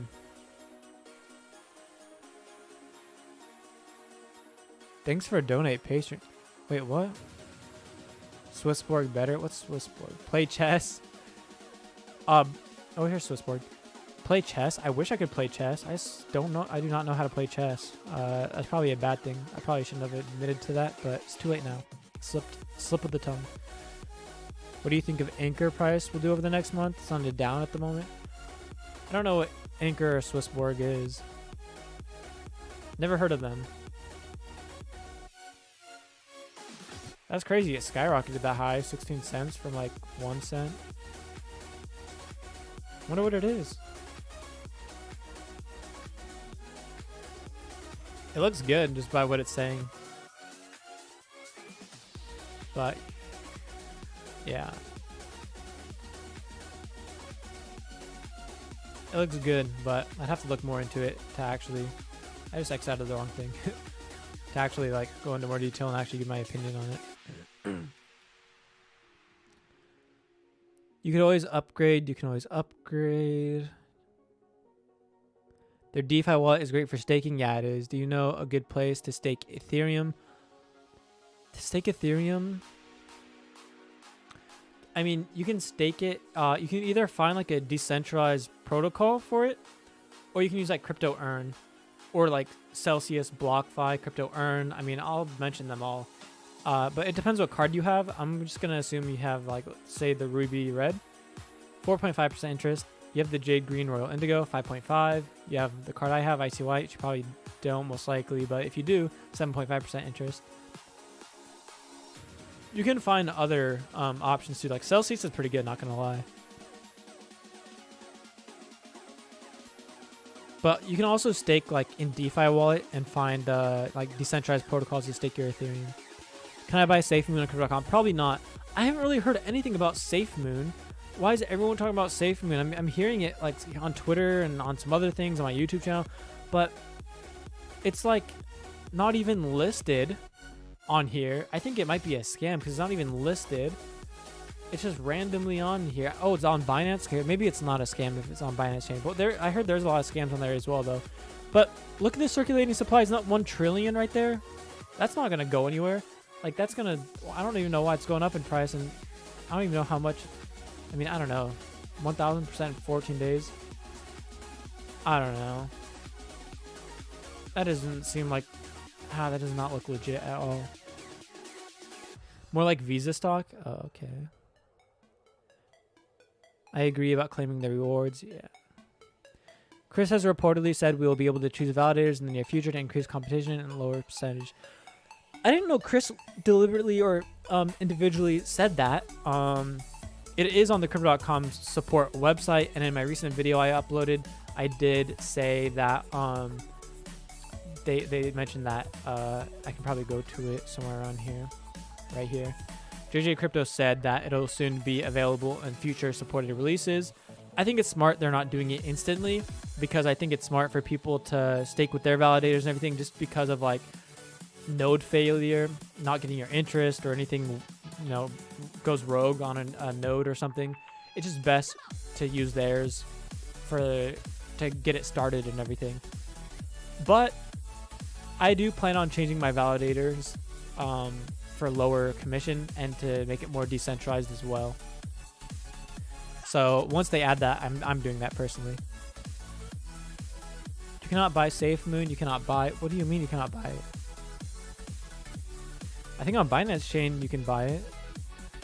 Probably just like trade BNB for it or something.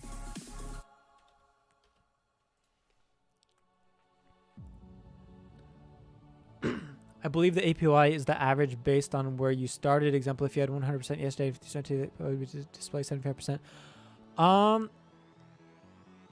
I guess that's one way of wondering, like, oh, maybe it's this. I don't think it's true, though. If you're saying if you stake that 100% and now it's at 50%, it would display 75%. I don't think that's true because it's variable. No one is going to earn a different amount of APY than you. Everyone earns the exact same amount of APY on DeFi wallet. On when you stake on chain, on like whether it's XTZ, Cosmos, CRO, staking on chain with proof of stake, everyone gets the same percentage. No one gets any like higher amounts. Just no one gets any special treatment.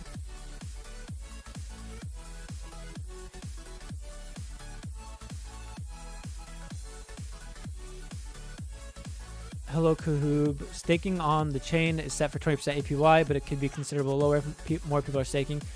So the target APY is 20%, so that's what they want to average. I think that's probably based on the amount of users they have on Crypto.com, but I think like 10 or 15 million users that they have right now. I think 10. So if all these users start staking on chain, it'll lower to 20%. If more and more people start joining Crypto.com and buying CROs, taking on chain, then yes, it could lower below 20%. For all the Crow doubters, let's talk numbers. I guess we all remember when BNB was at $1 and look where it is right now. We know that Binance is dominating the space right now. However, Crow is innovating.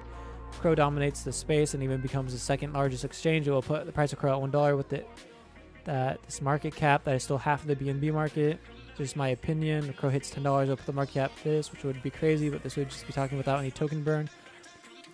Always in my opinion. Yeah. So about that, thank you for the donation, LP Berserker. Thank you for the $1. That's awesome. Thank you so much. So about that, a lot of people like comparing BNB to CRO, but the one thing you have to realize is they have a max supply of 170,533,651 tokens. 170 million is barely anything when you compare it to 30 billion tokens. So I see CRO being able to go to $1 to $2, $1 to $2 by the end of the year. In like 5 to 10 years, it could be probably closer to 5 years. It could be $5 to $10. As the years have gone by, I think crypto is going to start having more mass adoption faster and faster. I've been in it since 2019. Obviously, crypto adoption didn't get as big as it did this time as it did last bull run of 2016 to 2018 when the Bitcoin halving happened that year. But after the Bitcoin halving this year, it went even bigger. So each year, every 4 years, the Bitcoin halving happens, and each time it happens, everyone FOMOs into Bitcoin, and the fundamentals are looking better and better every time for Bitcoin. So, this little bubble that they called the bubble, now look at how it's at now. Some people are calling it a bubble now. And it's just going to eventually keep going up and up. They're going to call it bubbles every single time just because how fast it goes up. That's not normal for anything besides Bitcoin. Bitcoin will eventually probably drop. It could go to 100,000, 200,000 or whatever. If Plan B says that, people believe that Plan B, and that's fine. But I think after the bull market, Bitcoin will crash to like 20,000. I don't think it'll go back to 10,000. That's my hope, just because I can buy more at 10,000. It would ruin a lot of my savings. I'm dollar cost averaging $50 a week into Bitcoin right now. So at 58,000 or 60,000 or 40,000, whatever prices these are at, I'm doing $50 a week. So it would screw me over in a sense, but in the long term, it'd be fine. Because if I could accumulate more Bitcoin at $10,000 and have it go all the way up to like 100,000, that'd be way better. So I look at it long term. If the price goes down, I look at it being able to buy Bitcoin for cheaper, which is good for me. People might freak out and sell their Bitcoin at a loss because it's going down. But for me, I just like to buy more when it goes down because I believe in it long term. I'm not in it for just the pump and dump. Like I've been in it since 2019. I joined in 2019 when nothing was happening. Let's look at the year of the. Let's see. This is like when I joined, or actually, it was in April. It was at $5,000 in April when I joined.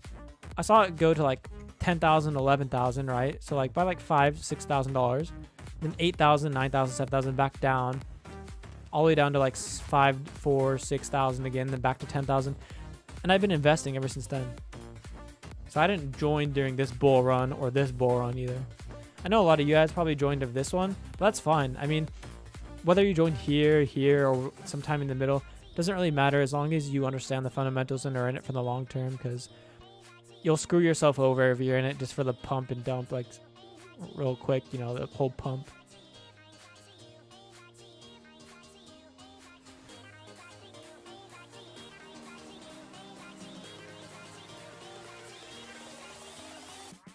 I ordered the Midnight Blue card.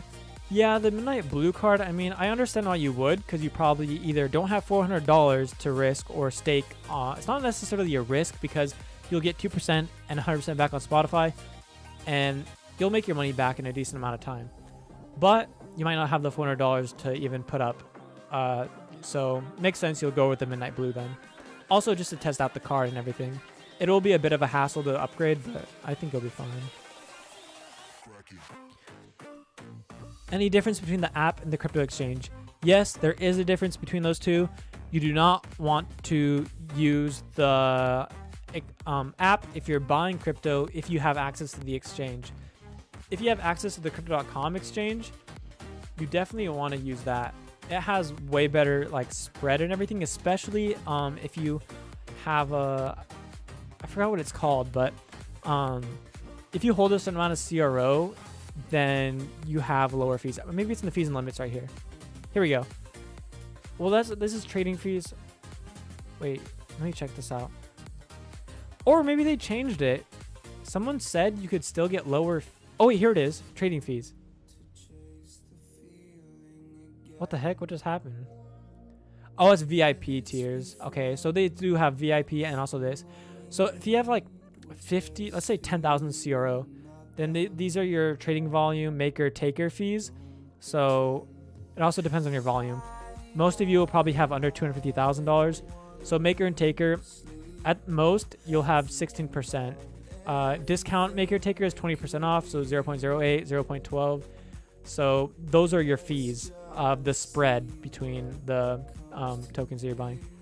And as you can see, as a bonus, you even get earnings of 10% PA on your CRO stake. So if you have these, looks like you get 10% and you get cheaper trading volume fees. So you definitely want to use the exchange if you have access to it and buy a certain amount of CRO and stake it on the exchange for these lower fees. And so, yeah, you definitely want to do that. Although personally, I don't have access to the exchange. I'm in the United States, so I'd have to use the app to buy crypto. I personally don't use the app to buy crypto. I get a lot of free CRO from the Icy White, so I use all that to stake on chain and to hodl. I buy crypto on Swan Bitcoin. I dollar cost average into Bitcoin. If I ever want to buy anything else, which I haven't recently, but if I ever do, I'll use like Coinbase, which is not that great in fees, but I don't have access to Binance US or Binance. Sometimes I'll use Crypto.com though. Sometimes I will use them.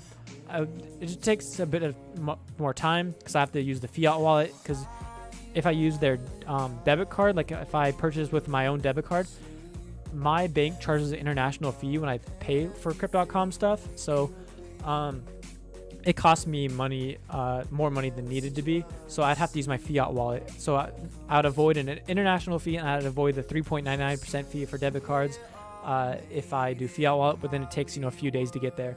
April 30th, though, it should be instant top-ups for free onto the fiat wallet or the Crypto.com debit card, so that'd be pretty cool. Hopefully it's in the fiat wallet, though.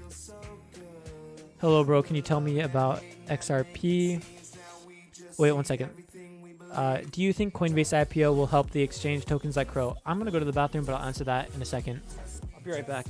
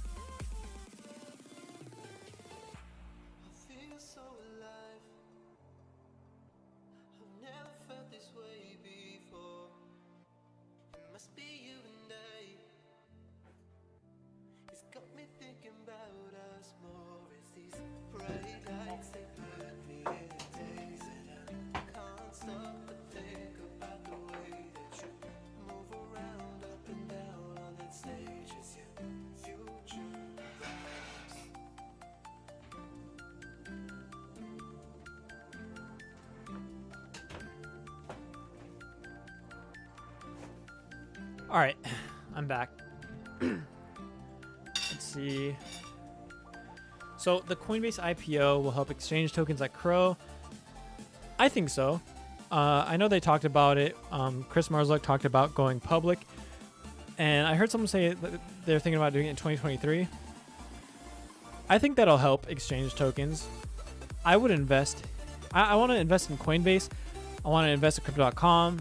I mean, it is kind of weird though, because exchange tokens are kind of like a stock, right? In a sense.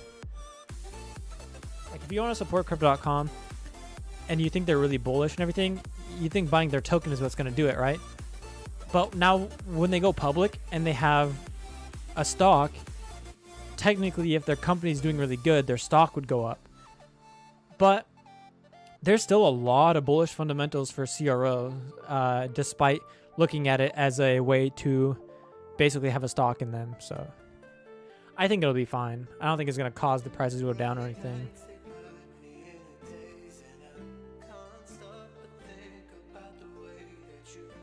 How long were you waiting for your crypto card? So it depends where you live for how long it takes. Personally, I waited like 2 weeks, 2 to 3 weeks for my debit card. And so did all my family members. I got them all the Ruby Steel. It took them like 2 to 3 weeks.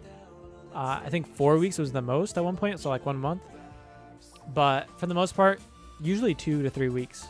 Like I got my Icy White in like 2 weeks. So. But in like EU, like in Europe, I heard it takes a lot longer and everything.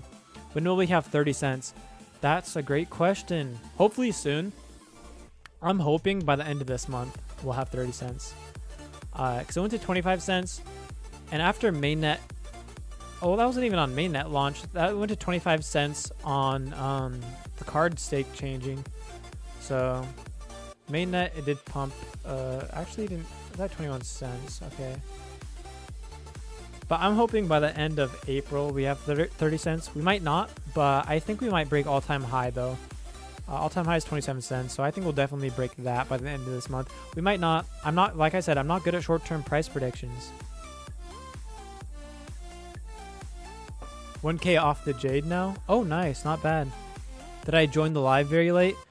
Let's see. I'm an hour and 38 minutes into the live. I think I will end my live stream in an hour. It's almost 12 noon, so like in an hour, probably I'll end my stream. So I guess if you consider an hour 38 minutes late to the party and an hour left. So yeah, I guess. But you're fine. You still have an hour. What does it cost to upgrade your card from red to green? So it shows on the Cryptocom cards website, which they actually updated. So it has like a video now right there. So it's pretty cool. It was really annoying to have to scroll through all that. That was there before. But anyways, from the red to the green or blue or whatever, it's 400 to 4,000. So it's a 10x amount. 400 times 10.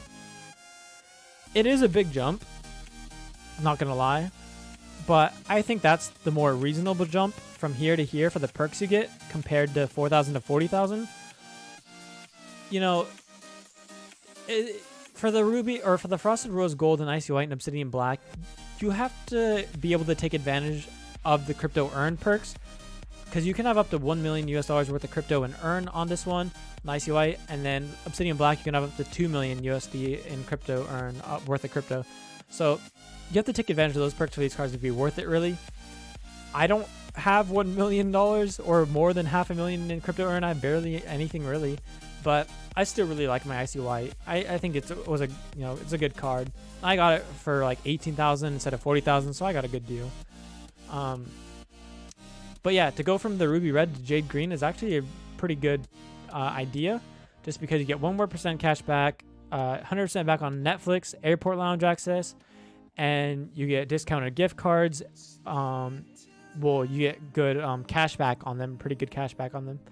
And also, you get 10% interest on your stake paid out weekly. So, I mean, at one point or another, the card will pay for itself. Also, it depends how much money you spend per month.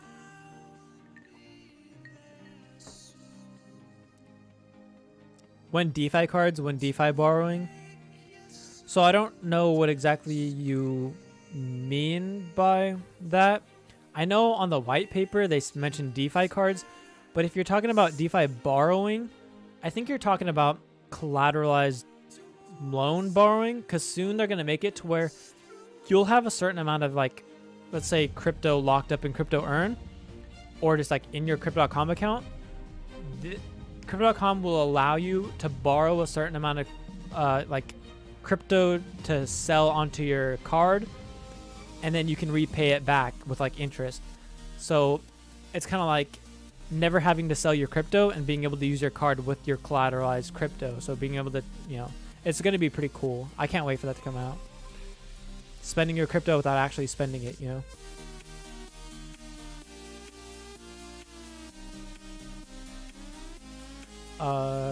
Can you tell me about XRP? I don't know much about XRP. I just know it's kind of like a joke coin. No one really likes it, at least back in the day. A lot of people starting to get into it again. Kind of like the banker's coin. But the SEC charged Ripple with unregistered securities. And, I mean, I think they might win the lawsuit and everything. But for it to be known as like the bank coin, it's all centralized and everything, it's kind of weird the SEC is attacking XRP with that.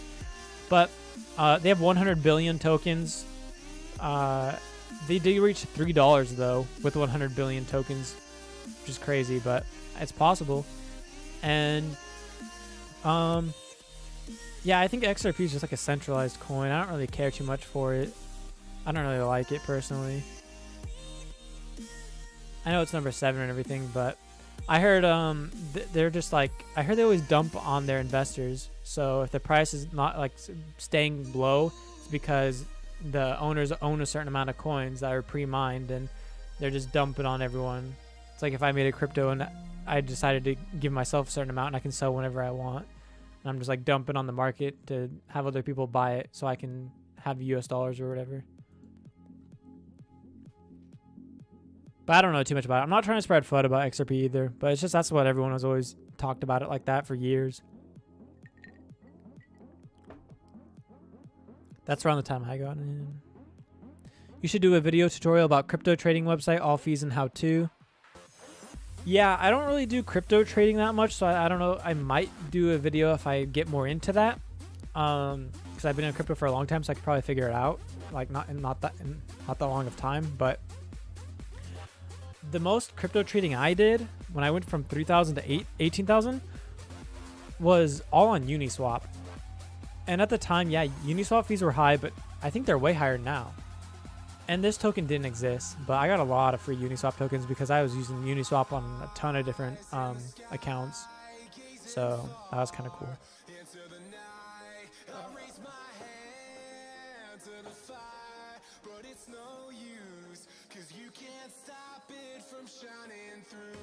Sorry, it's turning up my heater. It's kind of cold in my room now. So yeah, I might do a video on trading, but I can't even use the Crypto.com exchange for trading. I wish I could because I'd want to show you guys on there. But yeah, I just use Uniswap, so I don't even know really where to trade because I'm in the United States, which actually sucks for crypto trading because the taxes are insane on like short-term capital gains tax and everything. And I think the United States just doesn't want people to be trading crypto and like leveraging because you can't even use the leverage in the United States. At least in my state. Safe Moon is legit, 100% up in the past days. Yeah, I guess. 1 trillion coins. Yeah.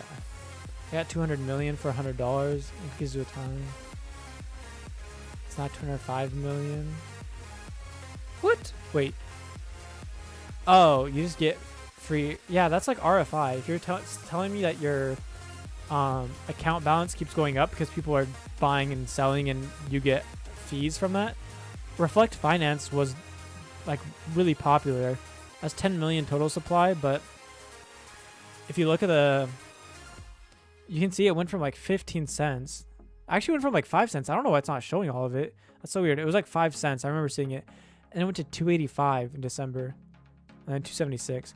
I actually have some bad. This reminds me of Disney World because I went on vacation.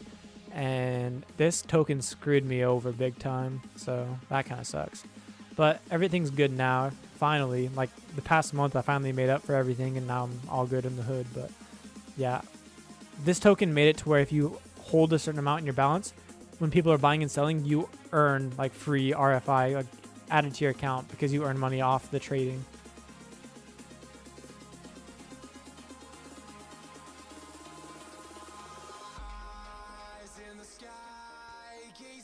There's no volume on the exchange. Bad for liquidity. Is there no volume? I don't know. How long for card derive? What hard wallet you have? I have a Ledger Nano X. I have a Ledger Nano S and X as well. I plan on using the X soon enough, but my girlfriend got me the Ledger Nano X as a gift, and she got a good deal on it too. There was like a deal going on for it. But currently I have a Ledger Nano S that's all set up, but I don't think I have much crypto on it right now. I do plan on having a lot more crypto on it later on though. Especially if they make it to where you can stake CRO on chain on the Ledger Nano X. I might do that instead of DeFi wallet, just because hardware wallets are safer than mobile hot wallets, because the DeFi wallet's considered a hot wallet. Because someone could, like, let's say they hack into my phone somehow and they can like see everything on my screen, and let's say they somehow knew my passcode to it and they entered it all in, they could then take my crypto. The hardware wallet, even if they know your password and log into your Ledger Live or whatever, and you can see all your balances, they need your physical hardware device to verify like your own signature that it's you. So if they don't have the physical device, then they can't take any crypto from you, even if they log into your account and everything. And how long for card to arrive? Like 2 to 3 weeks, but I'm in the United States. It's different depending where you live. Some countries it takes forever. Okay, I got some more comments. Let's see. I initially listed it for the blue card. It was pending for weeks, and after doing good in the market, I went to the red and it shipped the next day. Oh, that's awesome. Pantera Capital has a historically accurate VC price prediction chart. Okay. What do you think of Seller and One? Seller sounds familiar. This one sounds so familiar. I don't know what it is, but it sounds familiar.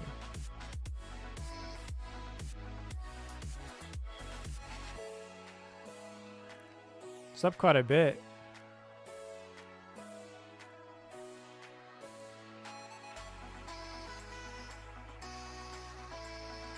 Yeah, looks interesting. Might look into that. And One, you said? Harmony One? There's a few different ones. There's a lot of different ones. I'm assuming the one that has... I'm assuming Harmony. Oh, this one's doing really good too. Not bad.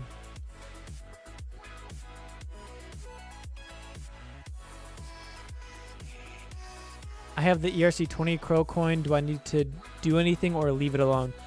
So about the ERC20 CRO coin, it depends what you're trying to do with it. Let's say you have it staked in Earn or on the exchange or for Syndicate or anything, right? If you're using it for its utility, then it doesn't matter. ERC20 CRO will be the same price as native CRO no matter what, and it'll still run on the ERC20 blockchain. So if you don't move it, nothing bad will happen to it. It'll be the same price as every other CRO. If you want to stake it on chain, and let's say you have it in the app, then you need to move it from the app to the DeFi wallet. You don't have to connect the DeFi wallet in the app to do it, but you need to go into the DeFi wallet and click like copy CRO wallet address. So the wallet address will start with CRO. It won't be the OX or whatever for that's the Ethereum, but it'll start with CRO, and that'll be in the wallet address. You want to copy that, and then when you go into your Cryptocom app, there'll be when you click withdraw and everything and transfer withdraw, there'll be two options. It'll say ERC20 and then CRO on the top, and make sure you click CRO. And before you click like confirm, there's going to be a confirmation page. On that, make sure the fee for CRO will be 0.001. In fact, let me type right here, 0.001. This is what it'll cost you to transfer your CRO from the app to the DeFi wallet. Not even a penny. It's basically free. If you transfer over, if the fee says 230 CRO or 220, then that means, or even 200, and that means it's still ERC20 and on the Ethereum chain, so you do not want to withdraw that. So that means you copied or using the wrong address. So Midnight Blue takes a while to obtain. My brother has waited over a month for his and still pending. Ruby Red or higher is much faster to obtain, about 3-ish weeks. That actually makes sense. The higher up, the faster it is to get it. Everyone's probably getting the Midnight Blue because it's free.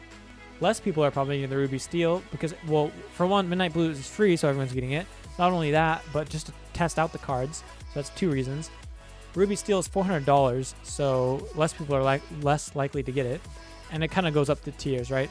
Also, I heard that Icy White is harder to get than the Rose Gold, or just takes longer to ship, just because the color, more people prefer the Icy White than the Rose Gold. I wish Crypto.com had a thing that gave you estimated wait times for each card, like, oh, if you get the Midnight Blue, it might take you this long, if you get the Ruby Steel, it might take you this long. I know they just say 7 to 14 days, but that's not really true. It's dependent on what card you stake for, what country you live in, and even if you stake for the Royal Indigo or Jade Green, it depends which one you choose as well. And same with the Icy White and Rose Gold.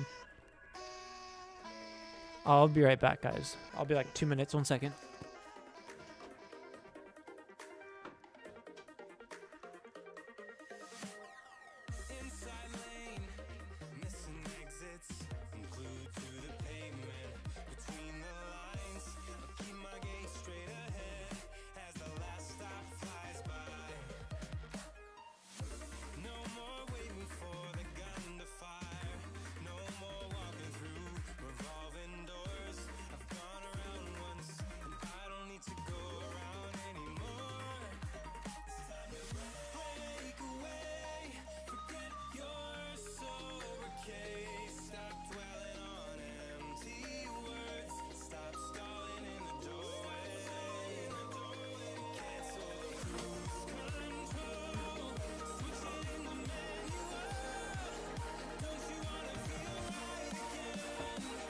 What's the price target on Crow?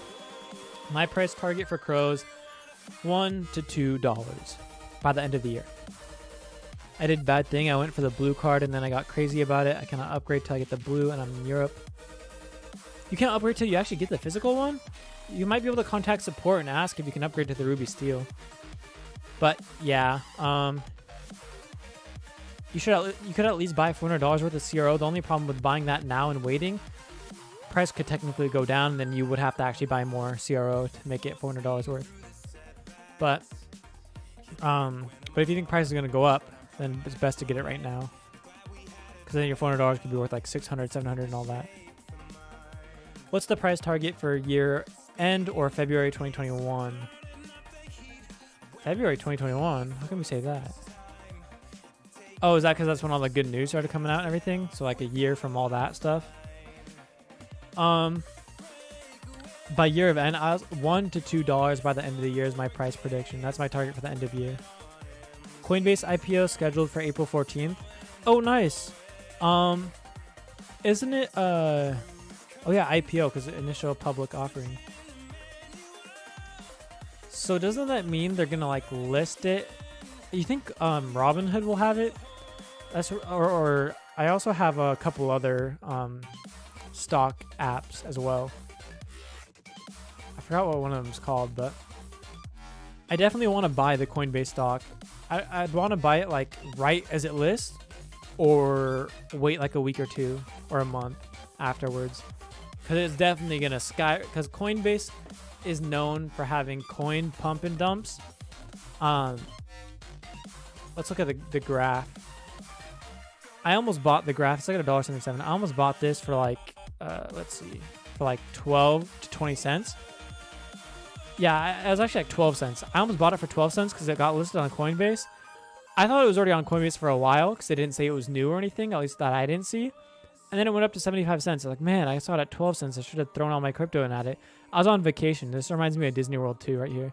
But yeah, then it went up to $2.34.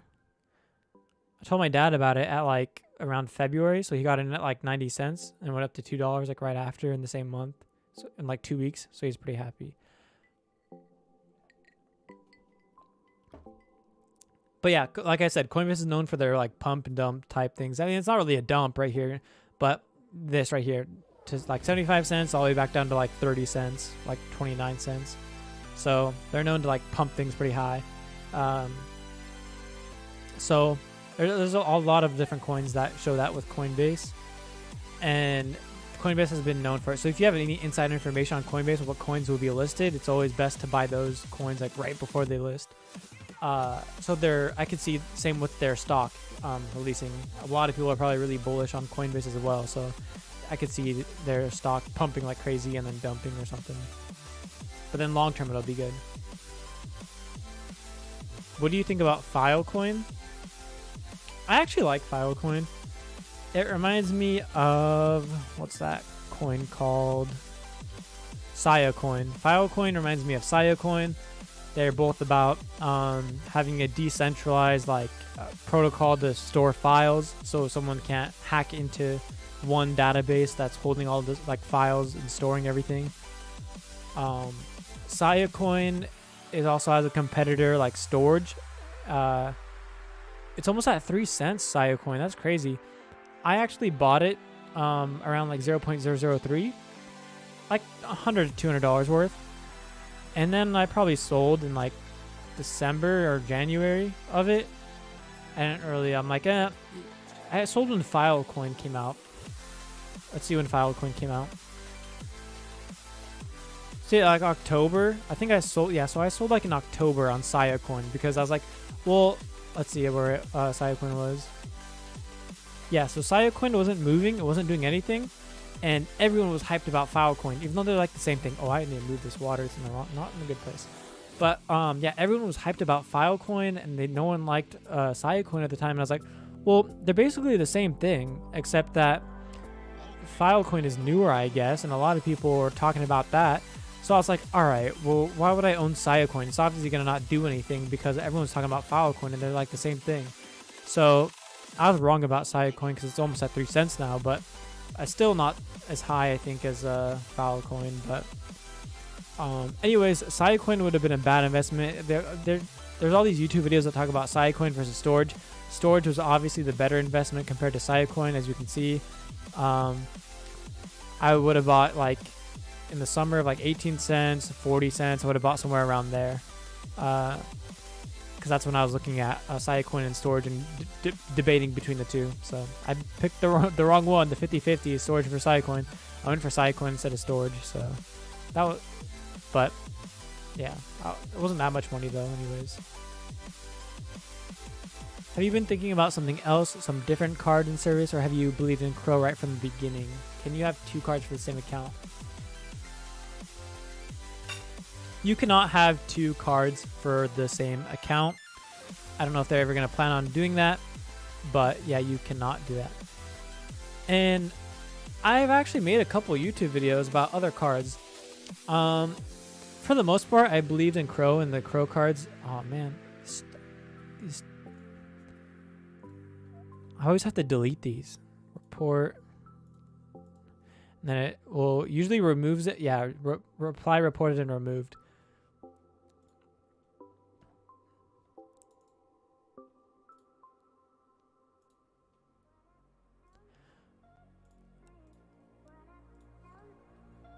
All right, so I mainly believed in Siacoin, or not in Siacoin, in CRO from like the beginning, but with the debit cards, because I really like the debit cards from the beginning. But I have looked at other ones, because we can look at Swipe, we can look at Block Card. I think it's Get Block Card. Yeah. Wait, I just typed it. There we go. And what else? Oh, we can look at Fold. And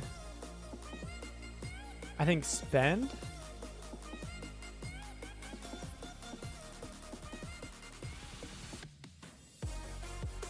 So there's like all these different services, all these different things. I haven't done a video on Spend. I might though.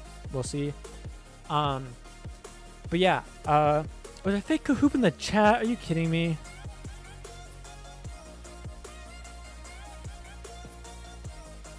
report, remove. All right, I blocked him. Thanks for letting me know though. The gold eagle, the fake Kahoobb is in the chat. Yeah, be aware. There's people pretending to be me, trying to scam you guys. It's not me. Usually it's pretty obvious, not all the time though. But yeah, anyways, we can look at all these different cards. So there's like this card. There's technically swipe debit cards do give better options, but they give no interest. Some people really like the interest. Another thing is, ever since SXP has gone up in price, I got these at good deals. Like this card was like around $7,000 US or 6,000. Or no. Actually, this was like 4,000, a little under 4,000. It's like 3,700 I got it for. This card is now costing people like $11,000. So it's like times like a good amount. So, and obviously all these other cards cost more now too. And Slate, they removed the interest, that on-chain staking interest you got. So this one isn't as good anymore. The Sky and Steel are the best ones. I mean, Saffron's technically the best one, but, so I'm kind of bullish on SXP as well. I really like CRO and SXP as well, just because technically Swipe gives better debit card offers. Their customer support really sucks though, in my opinion. At least for me, I've only really had bad customer support with them. I still haven't got my physical card, by the way. I'm still waiting for my Steel debit card. I got the they sent out like a Christmas or welcome package or VIP package or whatever. I got that, and it came with a lot of really great stuff. Like I really liked all the things they gave. Except they gave me like a small female, or no, it was an extra small female t-shirt for Swipe, do the math.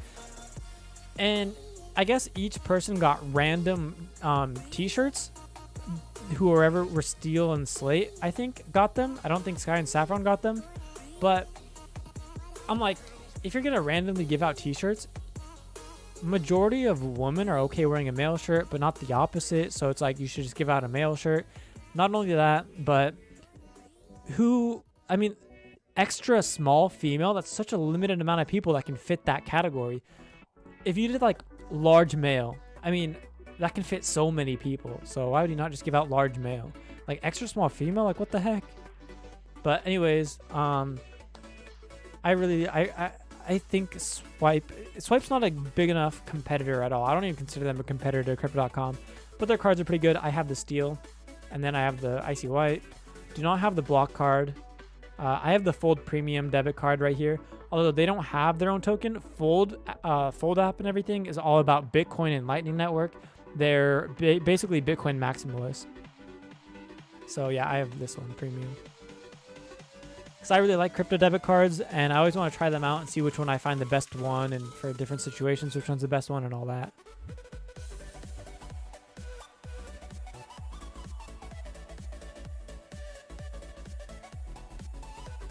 Oh wow, fake Kahoobb in chat. Let me report and remove that.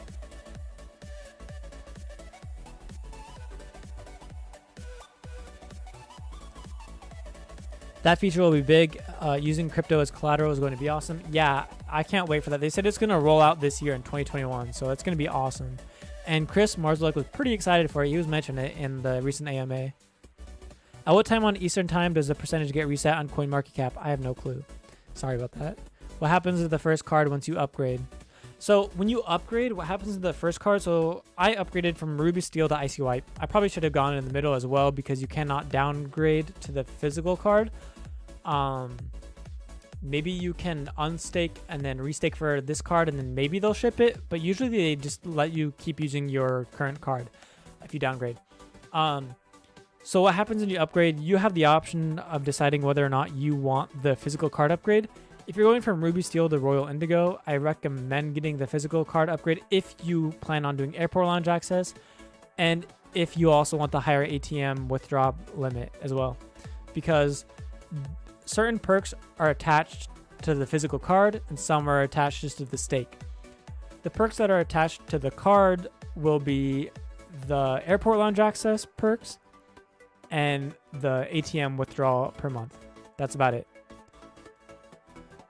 And it seems they got, I don't know why it's not showing the limits down here. I mean, did they get rid of it? It says 0.5% thereafter, but it just says free currency exchange. So I don't know if there's, I think this is just free now. I don't know. And it's, wait, it used to be called interbank exchange rate. Now it says free currency exchange transaction per month. Huh. But, by the way, it'll cost $50 to upgrade your debit card. So, if you want to not upgrade it, if you don't plan on using the airport lounge access, then you can keep your Ruby Steel and then get the added perks of the 10% interest and 3%, all that. And what happens when you upgrade, what happens to your old card automatically, right as you upgrade, and they, you tell them what card you want and everything, and they say, okay, it's going to be shipped to you, it's issued. Your current card will be cut off. I think it's for security reasons, but they cut it off instantly. You cannot use it anymore until you get the new card, which is why virtual debit cards are so bullish and so good, because you can instantly start using those, which is why they launched in the UK and the EU. In the United States, virtual cards still aren't out yet. Hopefully they do come out soon. Although in the United States, usually it takes 2 to 3 weeks to get a card, so it's not too much of a hassle. I would never make this card your main card for literally everything. Always have a backup card. Even if it is your main card, always have a backup card with funds on it.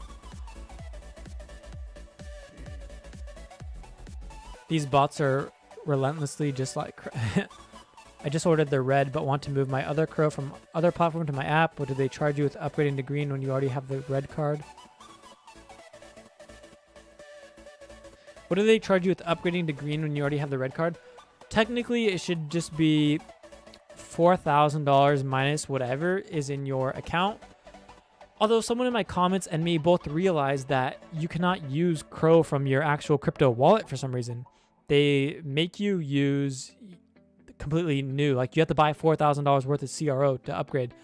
I think if you contact support, they can fix this issue for you to be able to use your current amount, or they need to fix it in the app. Maybe the updated app already fixed this problem, but yeah, it should be basically $4,000 minus whatever your current Crow amount is worth on your Ruby Steel card. Why do you say is fake? That is the fake Kahoobb. It has 1B anyways, and it's... The scammer actually talked like a real person. That's kind of creepy. Scammers usually have like copy and paste, but this time he said, why do you think is fake person? That is weird. I've never seen a scammer actually talk like a regular human. What do you use a VPN? Honestly, I really like Orchid.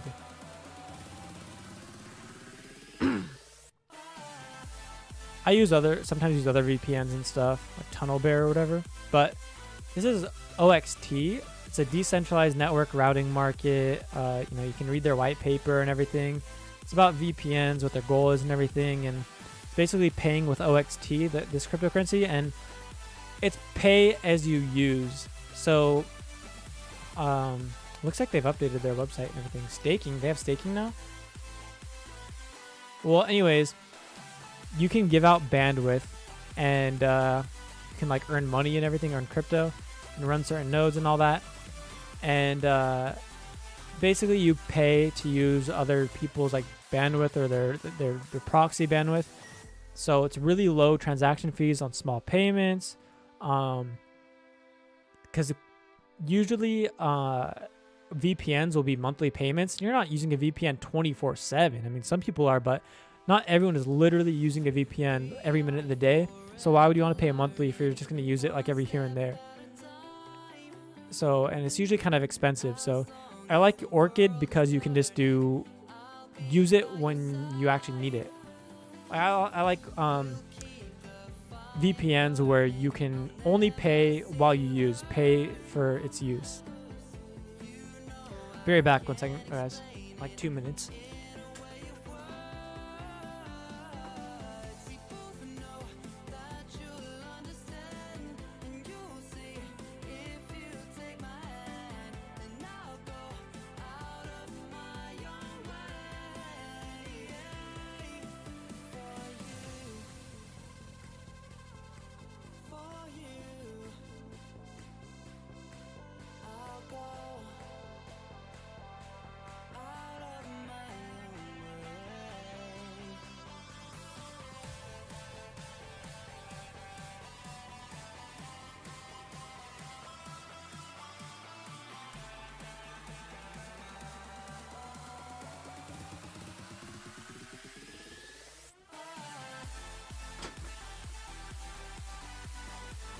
All right.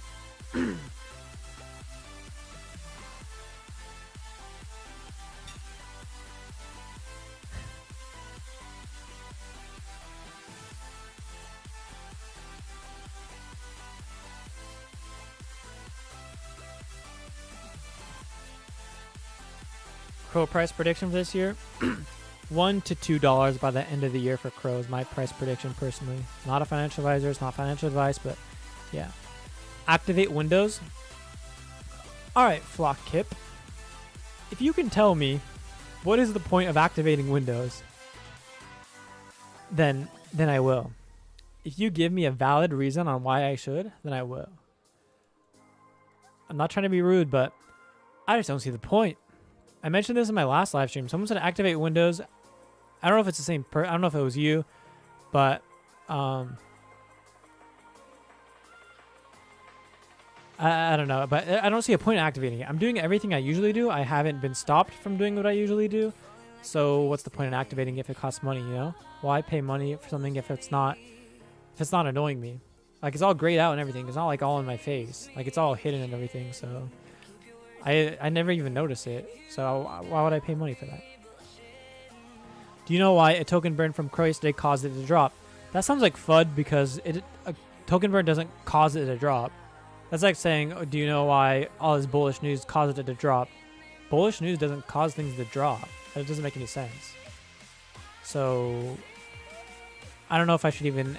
I mean, I don't know if that's a genuine question or if you just meant to word it a different way, or... Because if it's FUD, then it kind of... There's no point in me answering it because it sounds like you're kind of biased already.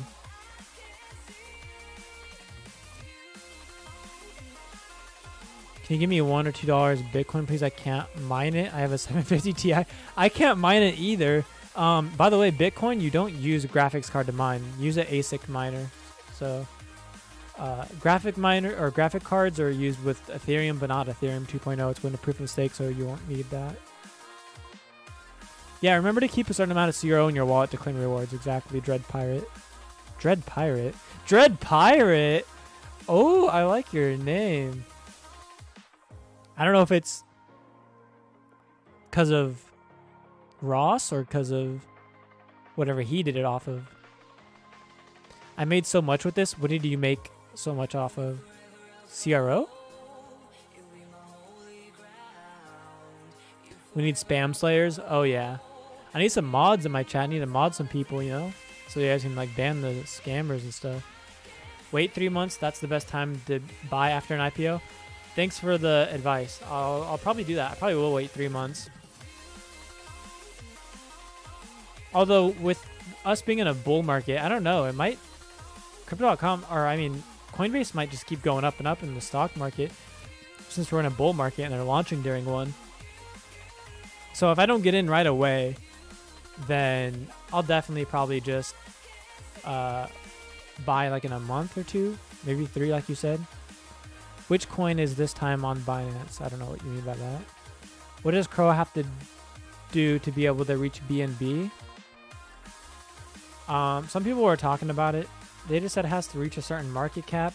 But you have to remember that Crow has way more tokens, 30 billion compared to like 175 or 179 million tokens. So Crow will not reach BNB's price, but it could reach the same market cap, which would bring like Crow to like $5 to $10 or whatever. And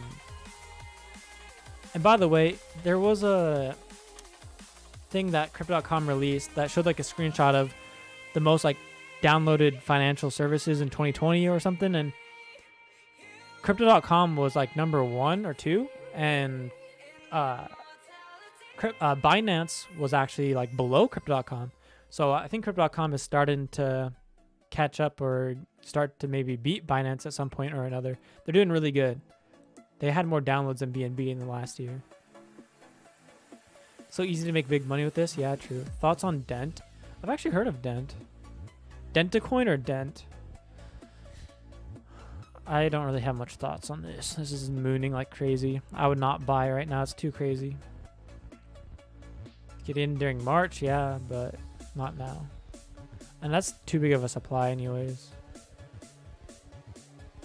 when I go to sleep, I dream crypto. You know, I've dreamed crypto when I go to sleep before. That happens with everything that I really like, though, at first.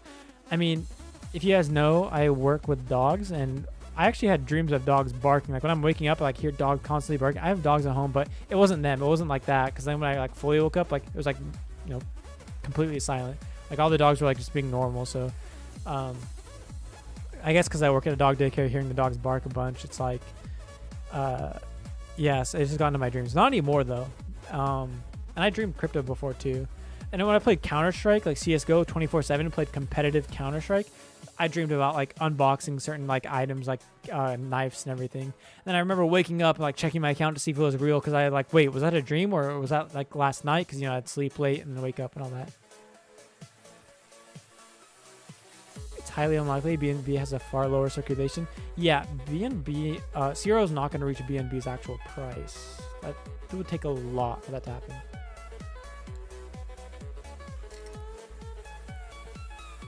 Why didn't CRO move so much after the mainnet launch? Yeah, I was actually just looking at that. And probably has to do with like March 19th as well. Also, it's the whole market. If you remember, you probably don't remember, but let's actually go to Bitcoin. And let's go to March. Look, March 25th. This is the mainnet launch. You can see that from the 24th to 25th, Bitcoin dipped down and then slowly started recovering. So altcoins follow Bitcoin.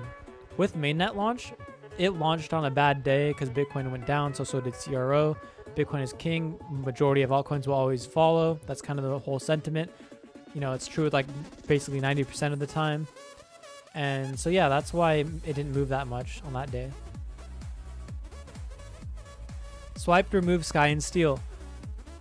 I think that's FUD. What do you mean they removed Sky and Steel? I had the Steel. At one point they removed the Sky and Steel, but then they added it back. So if you're talking back, you were back in like summer of 2020. Like, let me go up to it. Let me show you guys. Because they did remove Sky and Steel, but then they added it back. Right? So right here, it went to $4.30. August, they removed the Sky and Steel. And then they decided to add it back whenever. And then I got the Steel right in October. So they had it in October because that's when I got it. And then it went to 60 cents and everything. And now it's going up. So I held from $1.20 to like 60 cents because I had to, because I was at a 6-month lock. It's actually unlocking in like 2 weeks. And now it's at $3.73. It's going to be, if it reaches $4.30 or goes to $5, it'd be amazing if I'm able to sell at that time. Although I think SXP could go to $10 by the end of the year, so, but it's almost breaking the all-time high of August, so that's cool. So if you just held, then you're doing good. Well, at least not too bad. But yeah, I don't know what you mean by they removed Sky and Steel. They did at one point, but they added them back pretty fast because everyone didn't like it. So I don't know what necessarily, because you can even order them on the website. They wouldn't have them here if you could order them, unless they just haven't done it yet. Yeah, mainnet launch coincided with epic Bitcoin crash down to 50K. Yeah, so the whole market was down, exactly. A week later, CRO has yet to be listed on other big exchanges. It did get listed recently, though, on the thing we were just looking at on Twitter.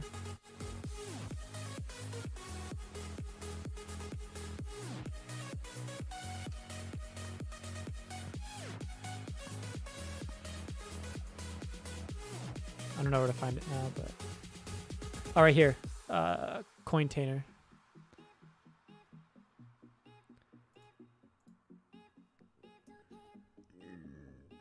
Activate Windows, must be KSI fan.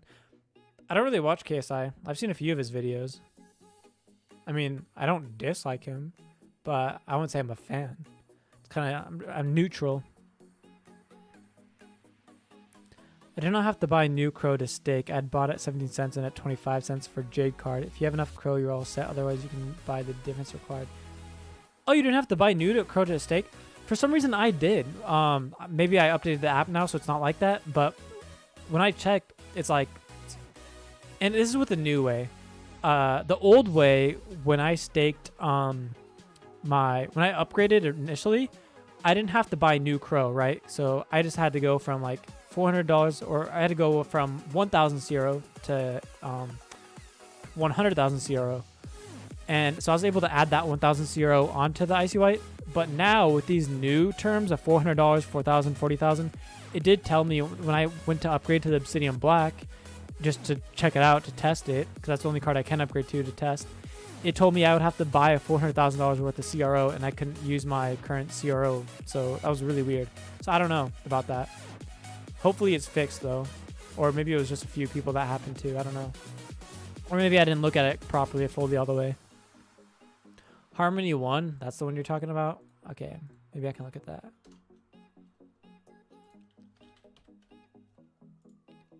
All right, yeah, this is the one I was looking at. Okay. Is this Pompsy? Who's Pompsy? I'm talking, I have Saffron now, and there's no upper discount seal, only Slate.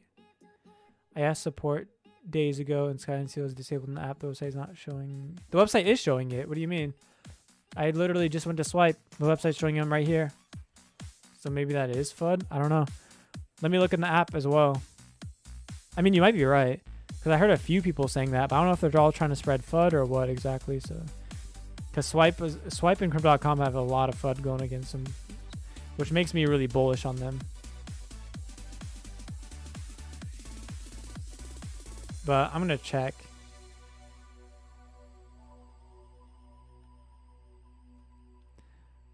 Let's see, cards. Although I don't know how to upgrade in here, so let's see.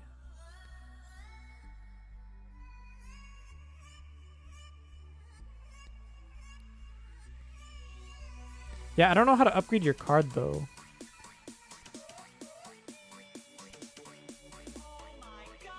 Because my physical card status is still processing, so I can't even activate my card. So maybe that's why I can't see how to upgrade it. But by the way, they're not disabled because the Steel debit card, I'm getting reimbursements every month on the 5th. So in 2 more days, I'll get my reimbursements for Spotify, Netflix, Prime, and Apple Music. So it's not disabled.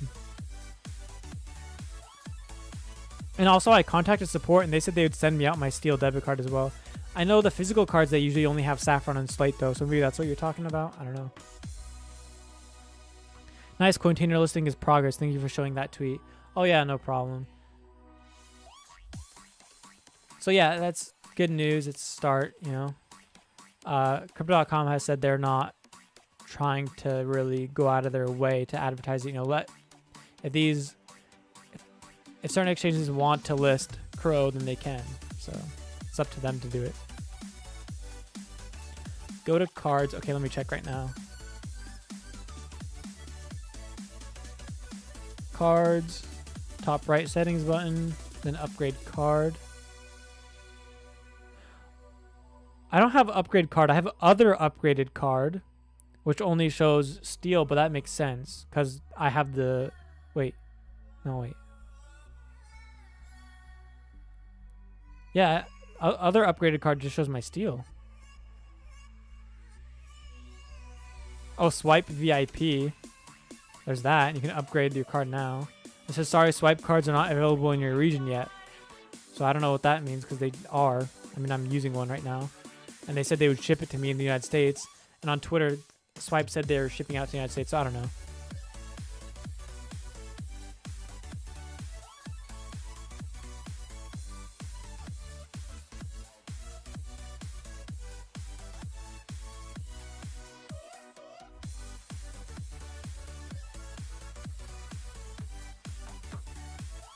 Why is CRO Exchange mostly on Huobi? Whatever. I don't know. You can buy it off them if you want.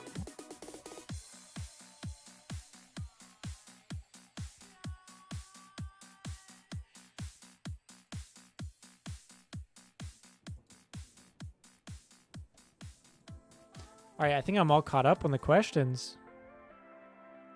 I have a feeling Swipe is backed up. Swipe is backed by... Oh, backed up in general. Just like a lot of things going on with them. I was going to say they're backed by Binance, but that's not what you meant. Thank you guys for the donations, by the way. Let's see. I think it usually tells me who donated. LP Berserker, thank you for the $1. You know, some people say, oh, it's $1, it's nothing, but that means a lot to me. Even if it's $1, you know, that's a lot because I'm not used to getting donations. So I think $1 is the minimum you can do. I wish I could lower it, but well, I can't leave it. Yeah. So $5. Thank you for the $5. The Gold Eagle 99. That's awesome. 5 whole bucks. $1 is great too.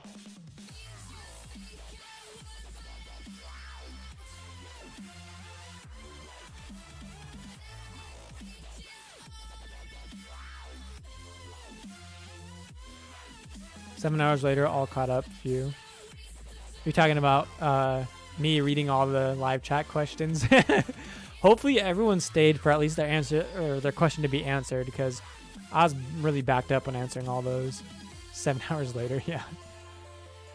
I'm gonna go to the bathroom really quick and then let's check my community tab page to see. To see what everyone said for the cards, see what everyone has for the cards. You guys can probably check yourselves too, but I'm going to look under here.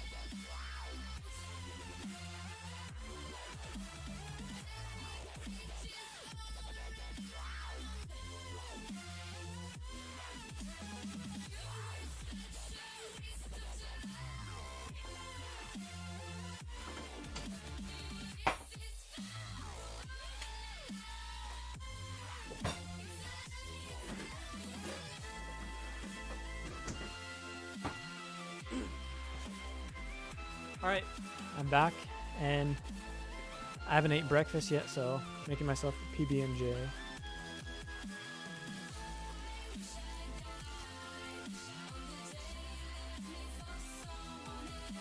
Oh, we can look at the community tab, though. Ruby Red seems the majority of the 101 votes. Is Crow a better hedge against inflation than Bitcoin? No. I don't know if you're serious. I'm not trying to mean that. I'm not trying to say that in a rude way. The reason I say that I don't know if you're serious. The reason I say that is because I don't know if you're trying to see if I'm like shilling CRO to say it's like the best token out there or whatever, to see if I'm like a reasonable person to listen to. But because that could technically be a trick question to me. But to give the truth, I do not think Bitcoin or CRO is a better hedge against inflation than Bitcoin. Bitcoin will always be the best hedge against inflation, in my opinion. Better than gold, better than silver, better than any other crypto out there. Even the lower supply ones like YFI, there's like 40,000 tokens. Even that, no, Bitcoin will always be the best one. So, and that's why dollar cost average into Bitcoin with Swan Bitcoin. I have a referral link down in the description if you're in the United States, and you can use my referral link. And yeah, I use them because the fees are so cheap. I get 0.99% fees, and if and I have it automatically withdrawing from my bank account and buying Bitcoin at true cost. And the reason they're able to do it at true cost is because there's the 0.99% fee that they profit off of, and they're also all about non-custodial wallets. So I can like auto withdraw a certain amount of Bitcoin to my Ledger Nano X or S or whatever. After it hits a certain amount of Bitcoin, because obviously I don't want them to hold it all, because if my account gets hacked, so it's better to go into cold storage. And yeah, they have really good low fees. Let's see, search right here. And there's also instant buys. So if you're on the $50 a week prepaid the fees annually, then you get 0.99% of fees on instant buys, which is really cool. I did do my first instant buy ever and it holds your money on there for like 10 days before you can withdraw or withdraw your Bitcoin. But here's some recurring buys on Swan savings plans. It does it versus Coinbase, versus Cash App, and tells you how much money you save. So I do $50 a week in Bitcoin, and that's my holdings long term, like till I retire, just because, it's my hedge against inflation. Thank you for the $5, LP Berserker. Will the Cryptocom NFT market see boom like OpenSea's? I think so, but it's not decentralized yet. The Crypto.com, sorry, I'm like trying to get, it's a jam out of here. Making a PB&J, but the Crypto.com NFTs, they are still like centralized because it's like on that website only. I don't think they're on the blockchain yet, but phase 1 for the blockchain of Crypto.com org or Crypto.org, they said that phase 1 will be NFT on-chain support. So they are working on it. So our NFTs will be available to be on-chain, which will be pretty cool. Okay, I don't know why this, like, what is this? Strawberry spread isn't coming out. This is so weird.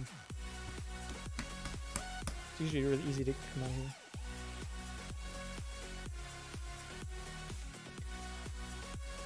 But yeah, I do think CRO and Crypto.com can see a pretty good increase of like a lot of users and people using it.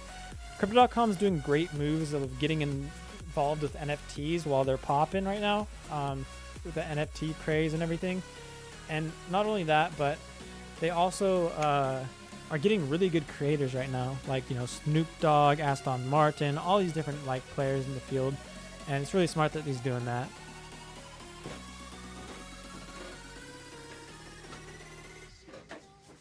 Or I guess I should say that they're doing that, but just Chris Marszalek was recently talking about it and everything.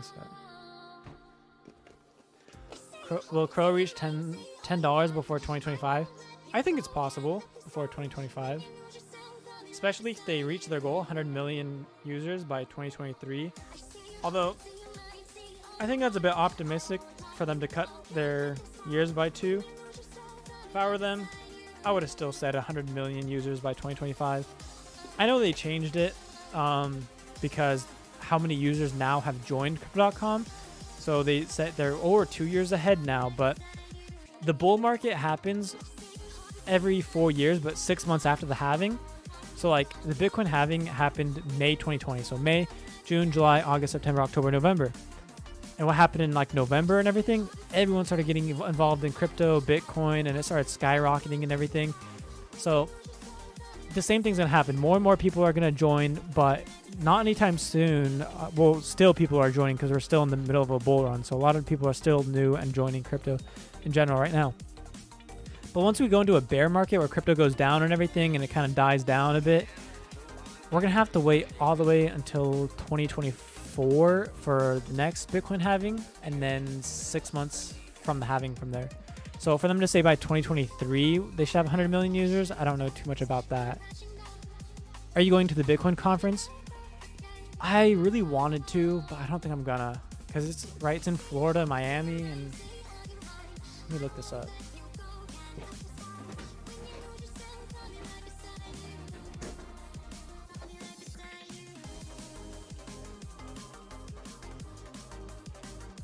Sorry, I'm typing slow. It's because I have a lot of like stuff around me. I usually don't type it slow. Got some milk right here. Got it like making a PB&J sandwich. But yeah, it's June 4th to 5th. I really did want to go, but I think the prices are already higher now. $500. Yeah, it's like $1,000 had I go with one other person just for the tickets. Yeah, as much as I want to go, I don't think I'm gonna. Yeah, the prices were just like, let's see, it's April 3rd now.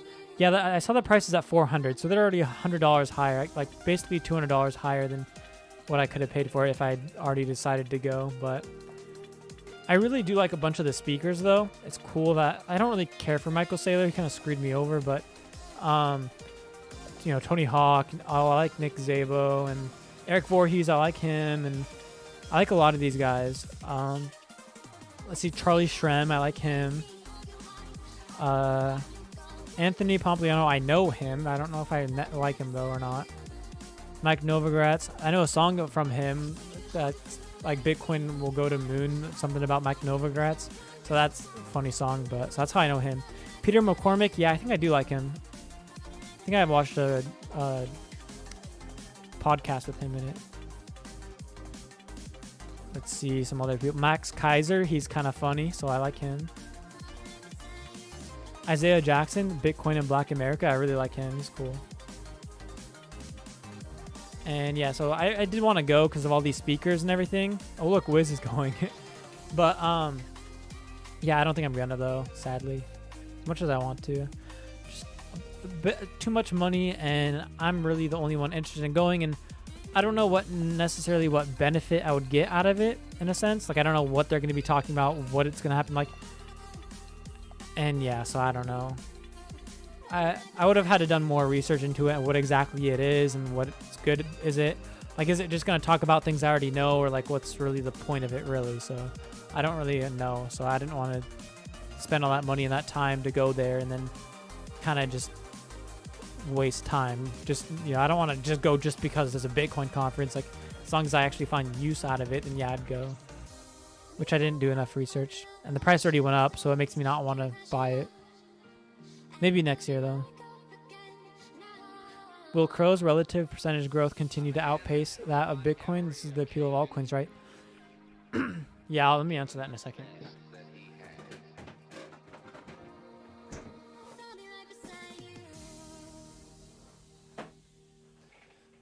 So I'm about to end my live stream, by the way, because it's already 12:46. But let me answer these last two questions. I don't know if its growth is gonna continue to outpace that of Bitcoin, but that is the appeal of altcoins. Altcoin Daily is basically a Bitcoin maximalist, which is kind of ironic for his name to be Altcoin Daily. You know, you should be talking about altcoins all the time, right? But him and his twin are all about Bitcoin. So, but they say they invest in altcoins to make more Bitcoin. So you have to look at Satoshi value of things, right? So like on March 25th, when Crow went down, so did Bitcoin. So Crow was still the same amount of Satoshis. So it's okay. So it's fine. You know, there's no problem with that. You obviously want Crow to be more valuable than Satoshis. And how did Saylor screw me over? All right, let me tell you this. I really don't like Michael Saylor. But anyways, let me tell you why. Let me find a chart to explain it better. So Michael Saylor started talking about, he basically started the bull run. Other than the normal 4-year halving cycle and 6 months after to start the halving, he basically started the bull run. Let me actually pull up two things on here. You know, everyone started listening to him. Everyone was like, oh, Michael Saylor is so amazing. And Michael Saylor started buying a ton of Bitcoin. And so all these other companies started getting involved too as they saw him doing it. And so I staked for an Icy White debit card at here, right? So I had $18,000. I went from $3,000 to $18,000, right? Not going to go into that. I already talked about that last live stream last week, but I'll go into a bit more details about why I don't like Michael Saylor and how he screwed me over. So I was at 18 cents right here. And at this point in time, it's like the early 2020. No one's really talking about crypto that much. No bull run has happened. No new users really. Just everyone who's already been in crypto since 2019 and everything. I personally thought the bull run happens a year after each halving, because there's all these charts that say a year after the halving, this is what the price looks like a year after the halving. You know, for 2012 to 2013 and 2016 to 2017 and then 2020 to 2021. So, you know, I decided, okay, well, September, let's see. So May was when the halving was, right? So May, June, July, August, September, October. So I basically was like, okay, well, the halving was in May. And if the halving creates a bull run all year after the halving, that should mean in May 2021, the price should start increasing, like skyrocketing, right? So I decided, okay, well, I'll just invest in CRO right now because it's a 6-month lock. After 6 months, it'll be, you know, CRO will most likely be at 18 cents, maybe 25 cents, maybe even like 15 or 12 cents. But if it does go to like 13, 14 cents, that's fine because of all the perks I get, you know, Netflix, Spotify, all that. I'll just sell all that to Bitcoin to then make up for my loss as well. So then after the 6 months, you know, this was when I could unlock. It was at 8 cents. So my thinking, you know, so CRO dumped bad. I couldn't do anything about it. I couldn't unlock my CRO, couldn't do a single itty bitty thing, right? Not a single thing could I do. It's locked in for 6 months. And then I could finally unlock my CRO at 8 cents, but now my money has gone down like by like ×3 or whatever, maybe a little bit less. And you know, Michael Saylor was all pumping Bitcoin, talking Bitcoin that, Bitcoin this, and all the, like, starting to get all these companies and like random like average human beings involved in Bitcoin and Bitcoin the Bitcoin, and he basically screwed me over by pumping the price. Like Michael Saylor like pumped the price so high, and he's buying a ton of Bitcoin. MicroStrategy is buying a ton of Bitcoin, and I would have liked Michael Saylor a lot. Actually, I would have liked him for Bitcoin if I, you know, it's obviously my own personal reasons, because if CRO kept going up in Satoshi value as Bitcoin went up, but instead CRO tanked from my initial investment, I couldn't do anything about it. And while CRO was tanking and I couldn't do a single thing about it, Michael Saylor was pumping Bitcoin, and I owned 0 Bitcoin because I put all my money in CRO. So I had 0 Bitcoin, no Bitcoin whatsoever, and he was pumping the price. So I was getting really angry, really mad, and I'm like, what the heck? Like, why are you doing it so early? Like, it hasn't even been a year after the halving. Like, why are you trying to pump the price already? Like, stop talking about it so much and everything, and stop posting on your Twitter. Like, stop buying so much of it as well. Like, calm down, dude. And so, basically, Bitcoin went up, skyrocketed because of Michael Saylor talking about it 24/7, and then CRO tanked. So, yeah, he basically screwed me over. He didn't cause CRO to tank, but he caused Bitcoin to definitely go up. Same with Elon Musk and a bunch of other people as well, but he was basically the start of it. And so usually, you know, I thought, well, nothing's really going to happen in crypto. It's so calm, it's relaxing. It's only 6 months, and the bull run isn't going to happen until May 2021. So I locked it for 6 months, and I was like, not much can happen in 6 months, right? Boy, was I wrong. A lot can happen in 6 months. Ever since I locked my CRO at September 1st, so many things have happened. It was basically like the world, like, or like a sign from the world telling me like, oh yeah, you shouldn't have locked your coins, because I personally was all about decentralization, holding all my funds on my ledger in NOx, and like using decentralized exchanges and everything. And that's when I locked up all my money on a centralized app that, you know, has my money locked, and I get like a centralized perk of debit card and everything. So I don't know. I was like, maybe it's like trying to tell me something like, oh, you should have known not to trust a centralized cryptocurrency, and Bitcoin is so decentralized and doesn't rely on a company to do well. You know, but I personally thought, you know, well, Cryptocom wants their token to do good because, you know, they don't want their token to be worth nothing, because that's like their main thing. So I thought, you know, they want their token to do good, so therefore it should go up higher than 18 cents because they want it to just keep improving and improving. But yeah, then it crashed to 6 cents, so my money went from like 18,000 to 6,000, while Bitcoin just skyrocketed. So, and I could have got 1.5 Bitcoin. I decided to go with 100,000 CRO instead of 1.5 Bitcoin. So yeah. Oh no, yeah, I kept my Icy White card.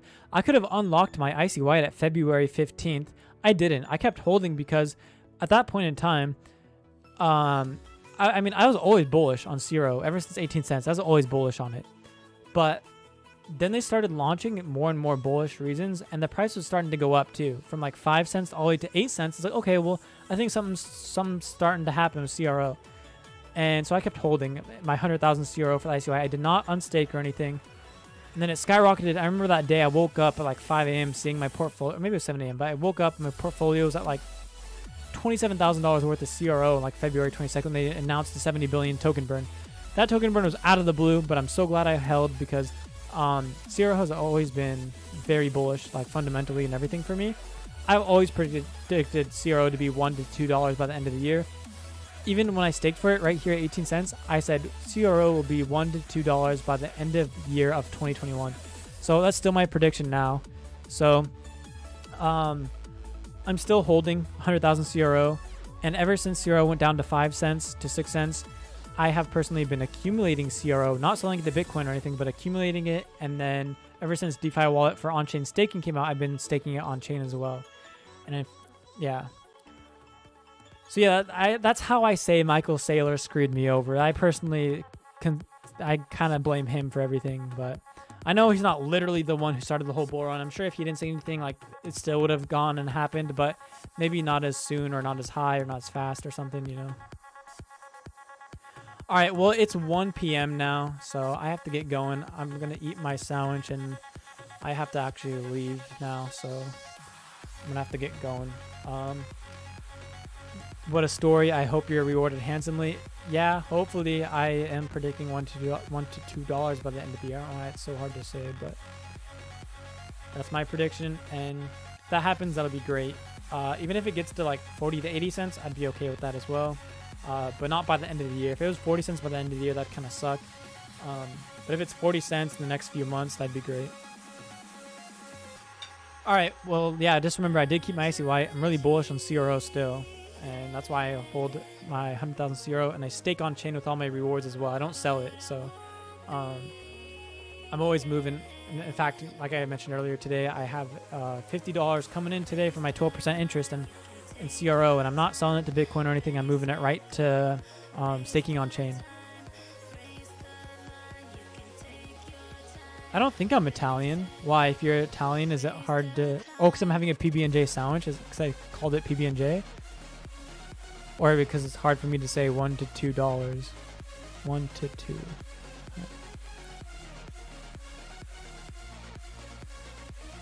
Well, anyways, guys, thank you for the donations. Thank you for the $5. And thank you for the... Well, let me mention names. LP Berserker, thank you for the $5. Thank you for the $1 as well. And also... Thank you, the Gold Deagle 99 or the Gold Eagle 99. Thank you for the $5 as well. Those donations really help me out, by the way. So, thanks for the chat. Enjoy your lunch.